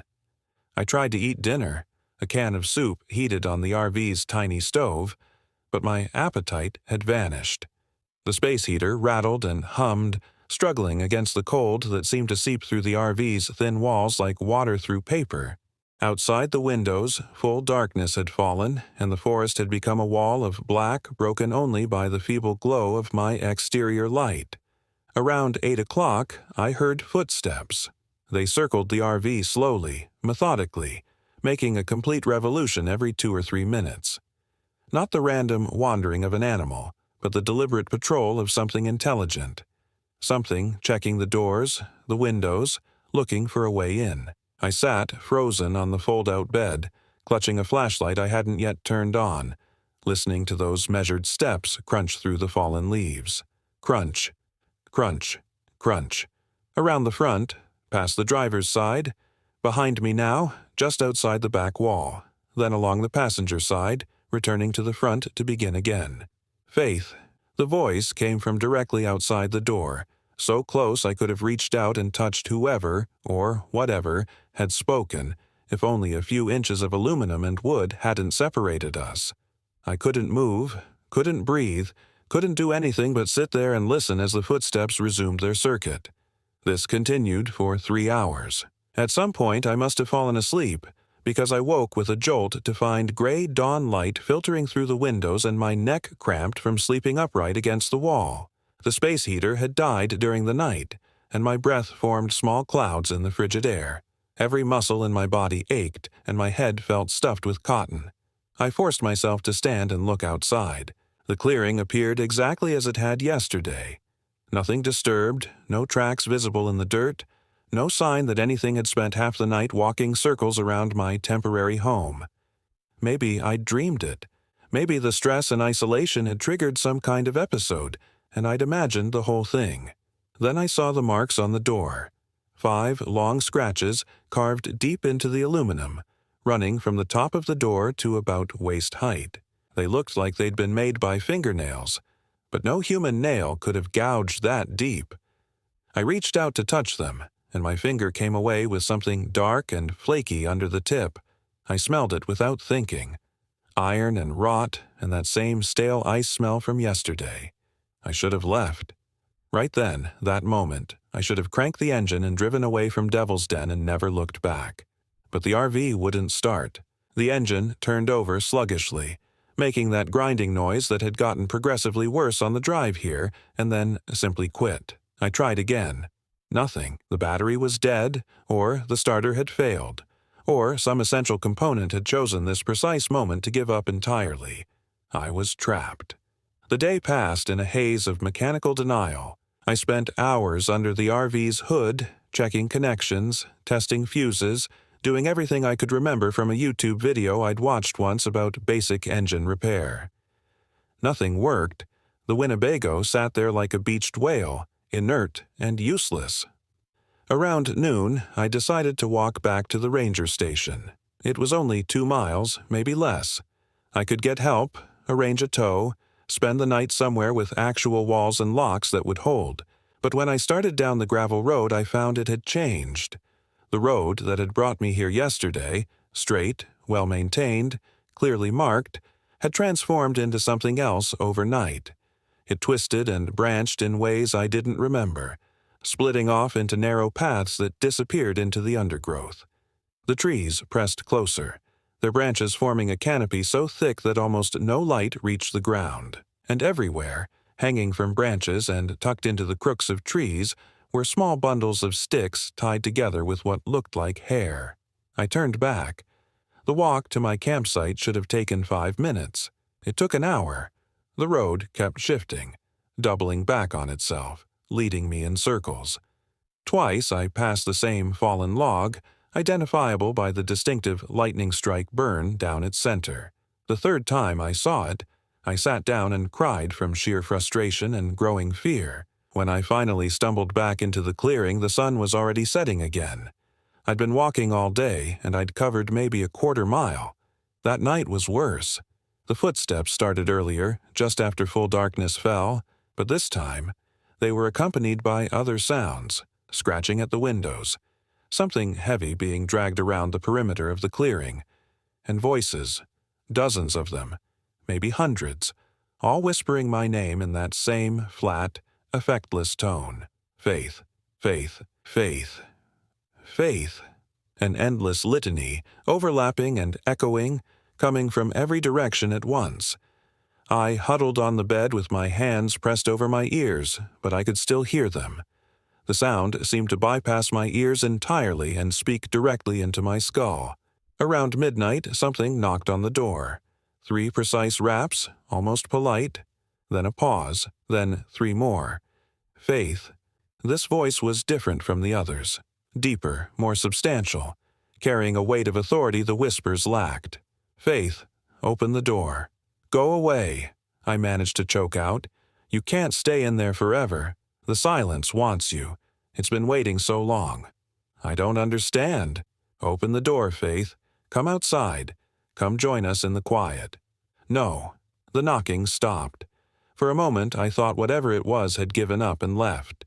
Then the RV began to shake. It started as a gentle rocking, like someone pushing against the side. Then harder, more violent, until I was being thrown around like a doll in a dog's mouth. The cabinets burst open, spilling their contents. The fold-out bed collapsed, dumping me onto the floor. I scrambled toward the bathroom, the smallest, most enclosed space in the vehicle, and locked myself inside just as the driver's side window shattered. Glass rained down on the kitchenette. Cold air rushed in, carrying that stale ice smell so strongly I could taste it. And then, impossibly, silence. The shaking stopped. The whispers ceased. Even the wind died. In that absolute quiet, I heard something climbing through the broken window. I don't know how long I stayed in that bathroom. Hours, certainly, maybe longer. At some point, I heard movement in the main cabin. Slow, deliberate, the sound of someone searching methodically through my belongings. Drawers being opened and closed. Cushions being lifted and replaced. The rustle of papers being examined. Then footsteps approaching the bathroom door. Faith. The voice was right outside, separated from me by 2 inches of pressboard. I know you're frightened. I know you don't understand. But you were called here. The silence spoke your name, and you answered. There's no going back now. What do you want from me? Want? The silence doesn't want anything. It simply is. It exists in the spaces between things, in the gaps where meaning breaks down. And sometimes, when a person is empty enough, broken enough, the silence decides to fill them. I thought about the past 3 months. The divorce papers signed in a lawyer's office that smelled like old carpet. The HR meeting where they'd used words like restructuring and redundancy while avoiding my eyes. My sister's voicemail played over and over. I can't help you anymore, Faith. You need to help yourself. Empty. Broken. Yes, that described me perfectly. I don't want this, I whispered. That doesn't matter. You're already here. You've already been chosen. Now open the door. The handle began to turn. I don't remember making the decision. One moment I was pressed against the far wall of the bathroom, watching that handle rotate with glacial slowness. The next, I was moving, throwing open the door and charging forward with my shoulder lowered like a linebacker. I hit something solid but yielding, and we both went down in a tangle of limbs. I caught a glimpse of a face, pale, smooth, with features that didn't quite align properly, like a painting someone had tried to erase and repaint, before I was scrambling over it and diving for the broken window. I cut myself badly getting through. Gashes opened on my forearms, my stomach, my thighs. Blood soaked through my clothes immediately, hot against my skin. But I was outside, free of the RV's metal cage, and I was running. The forest at night was a nightmare made solid. Tree branches whipped at my face and caught in my hair. Roots seemed to reach up deliberately to trip me. And behind me, never faltering, never speeding up or slowing down, I could hear footsteps keeping perfect pace. I ran for what felt like hours, though it might have been minutes. Time had lost all meaning, stretched and compressed by terror and exhaustion. My lungs burned. My legs screamed. Blood ran down my arms and dripped from my fingers, leaving a trail anyone or anything could follow. Then I burst out of the trees and found myself in a clearing I didn't recognize. In the center stood a structure that defied immediate comprehension. At first, I thought it was a lean-to or primitive shelter, but as my eyes adjusted to the moonlight filtering through the canopy, I realized it was something far stranger. Branches and logs had been arranged in a rough circle, their ends meeting in the middle to form a conical shape. But instead of being woven or stacked, they seemed to grow together, fused at impossible angles. And inside the structure, I could see shapes. Human shapes. Dozens of them, standing perfectly still, their faces all turned toward me. In the darkness, I couldn't make out details, but I knew, with the same bone-deep certainty that had warned me yesterday, that these weren't people anymore. They were something the silence had already claimed. Faith. The voice came from all of them at once, a perfectly synchronized chorus. Faith, you ran. That was foolish. Now you found the place where the called ones wait. Look at them. Look at what you'll become.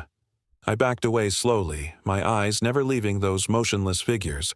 My heel caught on something and I nearly fell. When I looked down, I saw I'd stepped on one of those stick bundles, the ones I'd seen hanging from trees. This one was different, though. This one had a photograph tied to it with hair. A photograph of me. Not recent.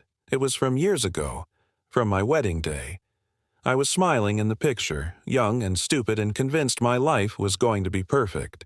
Someone had found this photograph, or obtained it somehow, and brought it here to this place where the called ones waited. You see, the chorus said, you were chosen long ago. The silence has been speaking your name for years, but you were too full of noise to hear. The divorce, the job, the isolation, Those were just ways to empty you out, to make room for what you were always meant to become. No. My voice was barely a whisper. No, I won't. You don't have a choice. You're already here. You've already heard your name in the silence. All that's left is to surrender. The figures began to move. Not walking. They simply shifted positions instantaneously like video frames skipping. One moment they were inside the structure, the next they were forming a circle around me. I could see their faces now, and I wished I couldn't. They were smooth, almost featureless, with just the suggestion of eyes and mouths, like masks molded from flesh, and they all wore the same expression of serene emptiness, as if every thought and feeling had been scooped out and replaced with nothing. They reached for me with hands that had too many fingers. I ran again, straight forward this time, lowering my shoulder and barreling through the gap between two of them. Their fingers brushed my arms, my neck, my face, cold as ice, sticky as old glue, but I broke free and plunged back into the forest. I don't know how I found the trail. Maybe I was lucky. Maybe something in me remembered the way. Maybe the forest itself decided to let me go. But somehow, after running blind for an eternity, I saw the weathered wooden sign marking the Butterfield Nature Trail, and beyond it, the lights of the main park road. I staggered onto the pavement just as the sun was rising. A park maintenance truck was coming down the road, and the driver, a young man with a beard and a surprised expression, slammed on his brakes when he saw me.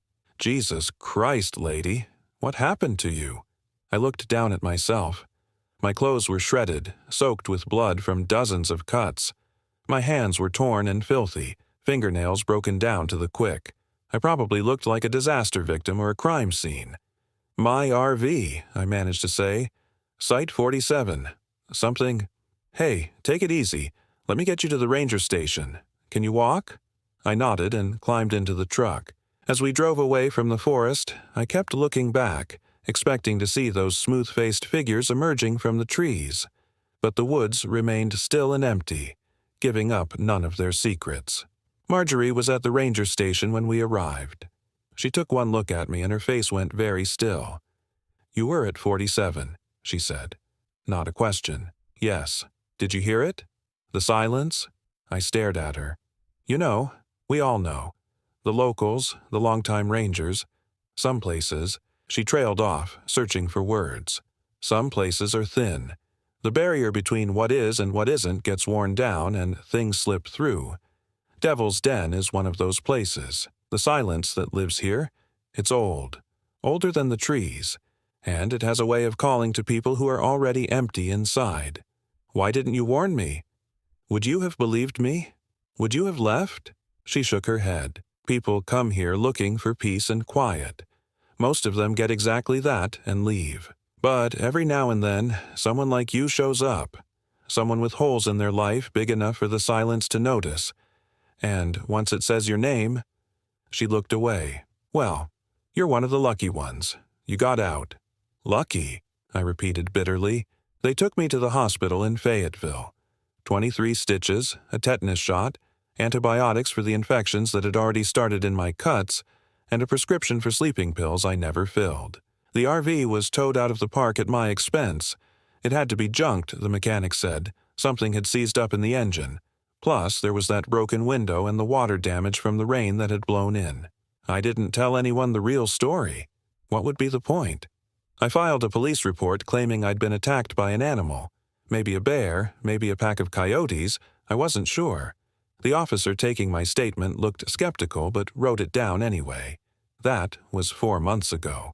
I live in Little Rock now, in a third-floor apartment in a building that's always full of noise, TVs, conversations, traffic from the street. I got a job doing data entry for an insurance company. It's mindless work, but it pays the rent. My sister called me last week wanting to reconnect. I told her I was busy. But sometimes late at night when the building finally goes quiet, I hear it.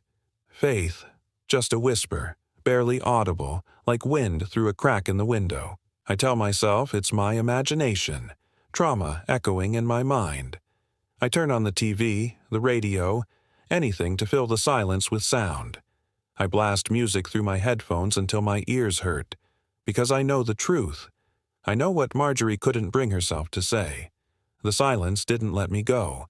I escaped physically, but part of me is still there in that clearing, standing inside that structure with the other called ones. Part of me has already been emptied out and filled with nothing. And every day, the part that stayed behind gets a little bit bigger. I feel it growing inside me like a tumor, cold and hollow. When people talk to me, their words sound distant, muffled, as if I'm hearing them from underwater. Food tastes like nothing. Music sounds like noise. I move through my days like a ghost, present but not really here. Sometimes I catch myself standing perfectly still for hours, just listening for my name in the spaces between sounds. Last week, I found a bundle of sticks tied with hair in my mailbox. I don't know who left it there. I don't know if it matters. I keep thinking about those smooth-faced figures in the clearing, standing in their peaceful emptiness, free from the burden of being human. Part of me, the part that stayed behind, envies them. The divorce, the job, the isolation, ways to empty you out, the chorus had said, to make room for what you were always meant to become. I think I'm starting to understand. Tonight, the apartment is quieter than usual. My upstairs neighbors are gone, visiting family. The street below has emptied out. I'm sitting in my bedroom with the lights off, and I can feel the silence pressing in. It knows I'm listening. Faith, there it is. Louder now, clearer. Not outside anymore. Inside me. I stand up and walk to the window. Down in the parking lot, I can see figures standing in a circle, their faces turned up toward my apartment. They're waiting. They've always been waiting. And I realize, finally, that Marjorie was wrong. I didn't get out. I never left at all. My body drove away from Devil's Den, got stitched up, moved to a new city. But the real me, the essential me, is still standing in that clearing, waiting to be emptied out and filled with silence. This thing living in my skin, typing these words, it's just a shell, an echo, a voice repeating in the void. The figures in the parking lot begin to move, flowing toward my building like water finding its level. I hear footsteps in the stairwell, dozens of them climbing up, coming to collect what they've already claimed. I'm not afraid anymore. Fear requires caring about something, and I don't think I remember how to do that. The holes inside me have grown so large there's barely anything left. They're at my door now. I can hear them on the other side, waiting with infinite patience. Faith, they say, and I realize it's not a name anymore. It's a command. I reach for the doorknob. The silence opens its mouth, and I finally understand what it's been trying to tell me all along. There was never anything to fear, because there was never anything there. I've been running from emptiness, from the void that was always at my core. The silence didn't choose me. I chose it every time I let another piece of myself be carved away by disappointment and failure and loss. The door opens. They come in, these smooth-faced things that might have been people once. They surround me, their too-many-fingered hands gentle now, almost loving. One of them reaches up and touches my face, and I feel my features beginning to smooth, to erase, to simplify down to that serene blankness. It doesn't hurt. Nothing hurts anymore. In the distance, I hear sirens. Someone must have called the police. Maybe a neighbor noticed the broken door, the strange figures in the parking lot. But they won't get here in time. And even if they do, what will they find? An empty apartment, a missing woman, another unsolved disappearance that will make the local news for a day or two before everyone forgets. My last coherent thought, before the silence fills me completely. I wonder if anyone will notice I'm gone. Then the emptiness takes me, and I finally stop wondering anything at all. The silence says my name one last time, and I answer. I am Faith, and I am 34, and I am nowhere. I am the space between words, the gap in conversation, the pause before sound. I am what you fear when the world goes quiet and you realize how alone you truly are. I am still here, waiting, listening, for your name. Story 5. My name is Jack. I'm 34 years old, and the path into the Ozark National Forest in Arkansas led to my own grave. I need you to understand that before everything happened, before I saw what waited for me carved into granite beneath dying oak trees, the RV trip was supposed to be a reset. My divorce from Caroline had been finalized 3 months prior, the kind that leaves both people hollow and relieved simultaneously. My younger brother Marcus suggested we take his new RV out for a week, just the two of us, somewhere remote enough that cell service would be a fantasy, and the only sounds would be wind through trees and crackling campfires. Marcus was 31, perpetually optimistic in a way that sometimes grated against my more pessimistic worldview, but he meant well. He'd bought the RV impulsively after a promotion at his tech job, a gleaming 32-foot Winnebago that still smelled of synthetic new car scent mixed with pine air freshener. The plan was simple.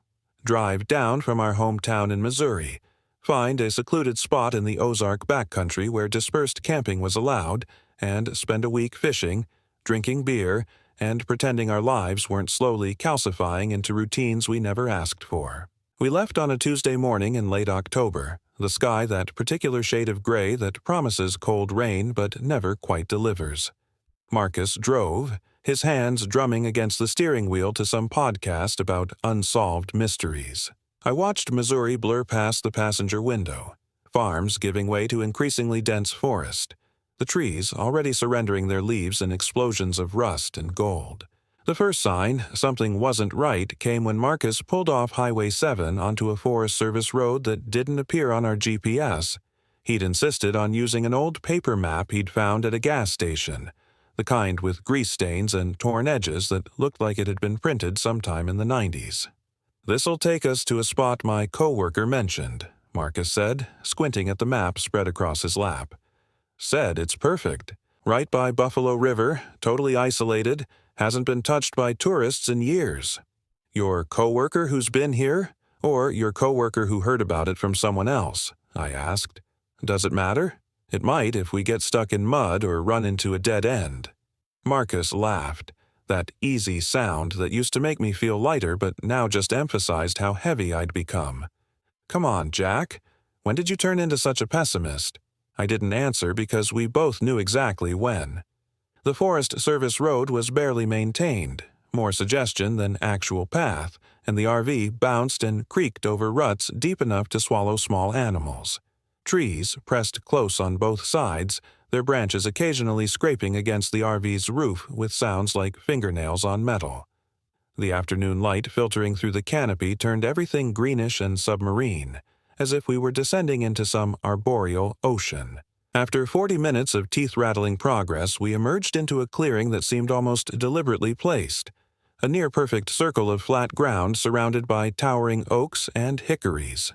A creek, I assumed, was a tributary of Buffalo River burbled somewhere to our left, invisible but audible. The clearing was big enough for the RV and a fire pit, which someone had already constructed from river stones in the center of the space. "See?" Marcus said, killing the engine. "Perfect." I stepped out first, my boots sinking slightly into earth that felt unnaturally soft, almost spongy. The air smelled wrong. Not bad exactly, but off, like metal and old flowers and something else I couldn't identify. The kind of smell that makes your hindbrain sit up and take notice even if your conscious mind dismisses it. Marcus was already setting up, extending the RV's awning, unfolding camping chairs, moving with the efficiency of someone who'd watched too many YouTube videos about proper camping technique. I walked the perimeter of the clearing, examining the tree line. The forest beyond was dark in the way old forests get, where the canopy is so thick that undergrowth struggles and everything at ground level exists in permanent twilight. That's when I saw them. Small cairns, stacks of stones barely a foot high, positioned at regular intervals around the clearing's edge. 7 of them, I counted. Each one looked recently made, the stones still bearing traces of mud and river moss. I was about to call Marcus over when I noticed something else. Scratched into the largest oak tree about 6 feet up was a series of marks, not random, deliberate. They formed letters, crude but readable. Turn back. "Hey, Marcus," I called out, keeping my voice level. "Come, look at this." He bounded over, still energized by the drive and the prospect of a week away from responsibility. I pointed at the carving. His smile faltered. Probably just kids. Kids who stacked these? I gestured at the nearest cairn. Hikers. Trail markers, maybe. We're not on a trail. Marcus studied the carving for a long moment, then shrugged with forced casualness. Look, someone was probably trying to scare people away from their favorite spot. You know how territorial locals get about this stuff. I wanted to argue, but I was exhausted from the drive, and from the 6 months of legal battles and the year before that of watching my marriage dissolve like sugar and acid. So I nodded and helped Marcus finish setting up. That first night passed quietly enough if you ignored the small things. The fire Marcus built took 3 tries to catch, the wood spitting and smoking despite being dry. Our phones, predictably, had no service, but the RV's radio picked up only static on every frequency, a roaring hiss that Marcus quickly turned off. The creek's burbling seemed to grow louder as darkness fell, less like water over stones and more like voices murmuring just below the threshold of understanding. We drank beer and ate steaks Marcus grilled over the fire, and we talked about nothing important. Sports, movies, whether Marcus should ask out the woman from his office's accounting department. Normal brother stuff. But I kept glancing at the tree line, where the darkness seemed to press against our small circle of firelight with almost physical weight. Around 10 p.m., Marcus yawned and announced he was turning in. I stayed by the fire, nursing my 4th beer, watching shadows dance in the spaces between trees. That's when I heard it for the first time. Footsteps. Not animal footsteps. I'd heard enough deer and raccoons to know the difference. These were bipedal, measured, circling the clearing just beyond the firelight's reach. I stood slowly, grabbing the heavy flashlight from beside my chair, and aimed it toward the sound. Nothing. The footsteps stopped the instant the light beam swept across the tree line. I stood there for a full minute, arm extended, illuminating absolutely nothing but trees and undergrowth. Then, just as I was about to lower the flashlight and convince myself I'd imagined it, I heard breathing. Close. Maybe 20 feet away, somewhere in the darkness to my right. Deep, steady breaths that sounded too large to come from anything that should be in these woods. I swung the light toward it. Still nothing. "Marcus!" I called toward the RV, my voice smaller than I intended. No response. Through the RV's windows I could see him already sprawled in his bunk, mouth open, dead to the world in that way he'd had since childhood. The breathing stopped. The forest returned to its previous chorus of night sounds. Insects, the creek, wind through leaves. I told myself it was a bear, maybe, or a large buck, and that animals sound different in the dark, bigger and stranger. I told myself a lot of things as I doused the fire and locked myself inside the RV, checking the door twice. I didn't sleep well. The RV's windows became black mirrors reflecting only the dim emergency light over the sink, and every sound from outside seemed amplified, deliberate. Twice I thought I heard something walking around the RV, circling it slowly, but when I finally worked up the courage to peer through the blinds, I saw nothing. Morning came gray and cold, mist rising from the creek like the forest was exhaling. Marcus woke chipper, complaining good-naturedly about the RV's thin mattress, and started coffee while I sat at the small dinette table feeling like I'd been awake for days. "You look like hell," Marcus observed, handing me a mug. "Couldn't sleep. Kept hearing things." "Things? Animals. Something walking around outside." Marcus glanced out the window at the peaceful clearing, now full of soft morning light and bird song. "Probably a deer. They get curious. This is their home, remember?" I wanted to tell him about the breathing, about how the footsteps had stopped the instant I aimed light toward them, about how something had felt fundamentally wrong about the sounds. But in the gentle morning light, with coffee warming my hands and my brother's easy confidence filling the small space, it all seemed ridiculous. We spent that day hiking, following the creek upstream through terrain that grew increasingly rugged. The Ozarks aren't mountains in the dramatic sense, but they're old and complicated, full of limestone bluffs and sinkholes and caves that swallow whole streams. Marcus wanted to find a good fishing spot. Somewhere the creek widened into pools where bass and trout might congregate. Around noon, we found something else instead. The hike had taken us maybe 3 miles from our campsite, through forest that seemed to grow denser and darker despite the climbing sun. We rounded a bend where the creek carved through a narrow gorge, and there, tucked against a limestone bluff, was a structure. Not a cabin, it was too deliberate for that. Stone walls about 4 feet high formed a rectangle maybe 15 feet on each side, roofless, with a single entrance facing the water. Inside, arranged in a circle, were 7 stones. Each one was roughly the size of a human head, and each one had been carved with symbols I didn't recognize. Not letters, exactly. More like pictographs or sigils, the kind of thing you'd see in documentaries about ancient civilizations or in the margins of medieval manuscripts. "What the hell is this?" Marcus whispered, and the fact that he whispered told me he felt it too.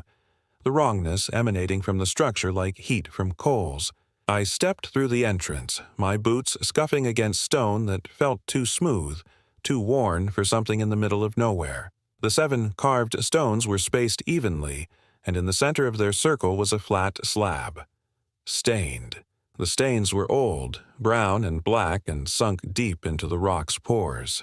"Jack, let's go," Marcus said from outside the structure. His voice had lost all its usual lightness, but I was already seeing something else. Beyond the stone structure, partially hidden by undergrowth, was a cleared path. Not a hiking trail. This was deliberate, the vegetation cut back recently, the exposed earth packed hard from frequent use. And at the beginning of this path, driven into the ground, was a wooden post. I walked over to it, Marcus following reluctantly. The post was maybe 4 feet tall, weathered but sturdy, and driven into its top was a metal plate. Not a trail marker, a sign. Hand-painted letters, crude but clear. Cemetery. "There's a cemetery out here," Marcus said. "That doesn't make sense. We're miles from any town or settlement." I didn't respond because I was already following the path. Marcus grabbed my arm. "Jack, we should head back. This feels wrong." 5 minutes, I said. "I just want to see." The path wound through the trees for maybe 200 yards, then opened into another clearing, smaller than where we'd camped. And there they were. Graves. Dozens of them. Most marked only with simple wooden crosses or field stones, the kind of informal burial ground you might expect from 19th century settlers or homesteaders. But what made my skin crawl wasn't the cemetery itself. It was that some of the graves looked fresh, recent. The earth dark and loose over several mounds as if things had been buried within the last few weeks or months. I walked among them slowly, reading what inscriptions remained. Most were weathered into illegibility, but a few stood out. Names and dates from the 1800s, as expected. But then, toward the back of the cemetery, I found newer markers. Wooden planks with carved text, the wood still pale and unseasoned. Sarah Jenkins, January 3rd, 2023. Michael Torres, March 17th, 2023. Emily Hargrove, June 8th, 2023. "These are from this year," Marcus said beside me, his voice barely audible. "These are from this year, Jack." I was about to respond when I saw it. At the very back of the cemetery, separated from the others by maybe 20 feet, was a grave with a headstone that looked brand new. Gray granite, professionally cut, with crisp lettering that caught the filtered sunlight. My legs carried me toward it before my brain could intervene.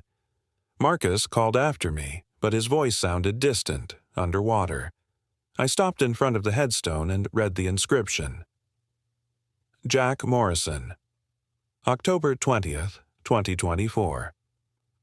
"That's your name," Marcus said, suddenly beside me. "That's your name and that's tomorrow's date." I couldn't speak. The headstone was real, solid, cold beneath my trembling fingers. The earth in front of it was disturbed, soft, as if the grave had been recently dug and was waiting for its occupant.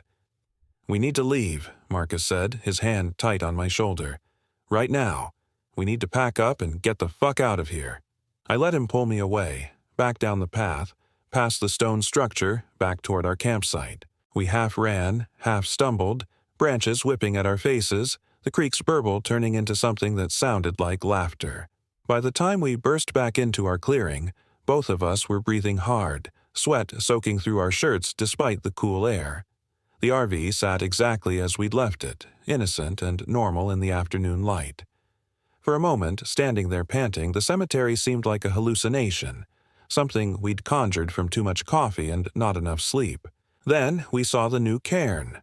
Right in the center of our clearing, maybe 10 feet from the RV's door, someone had built an 8th stone stack.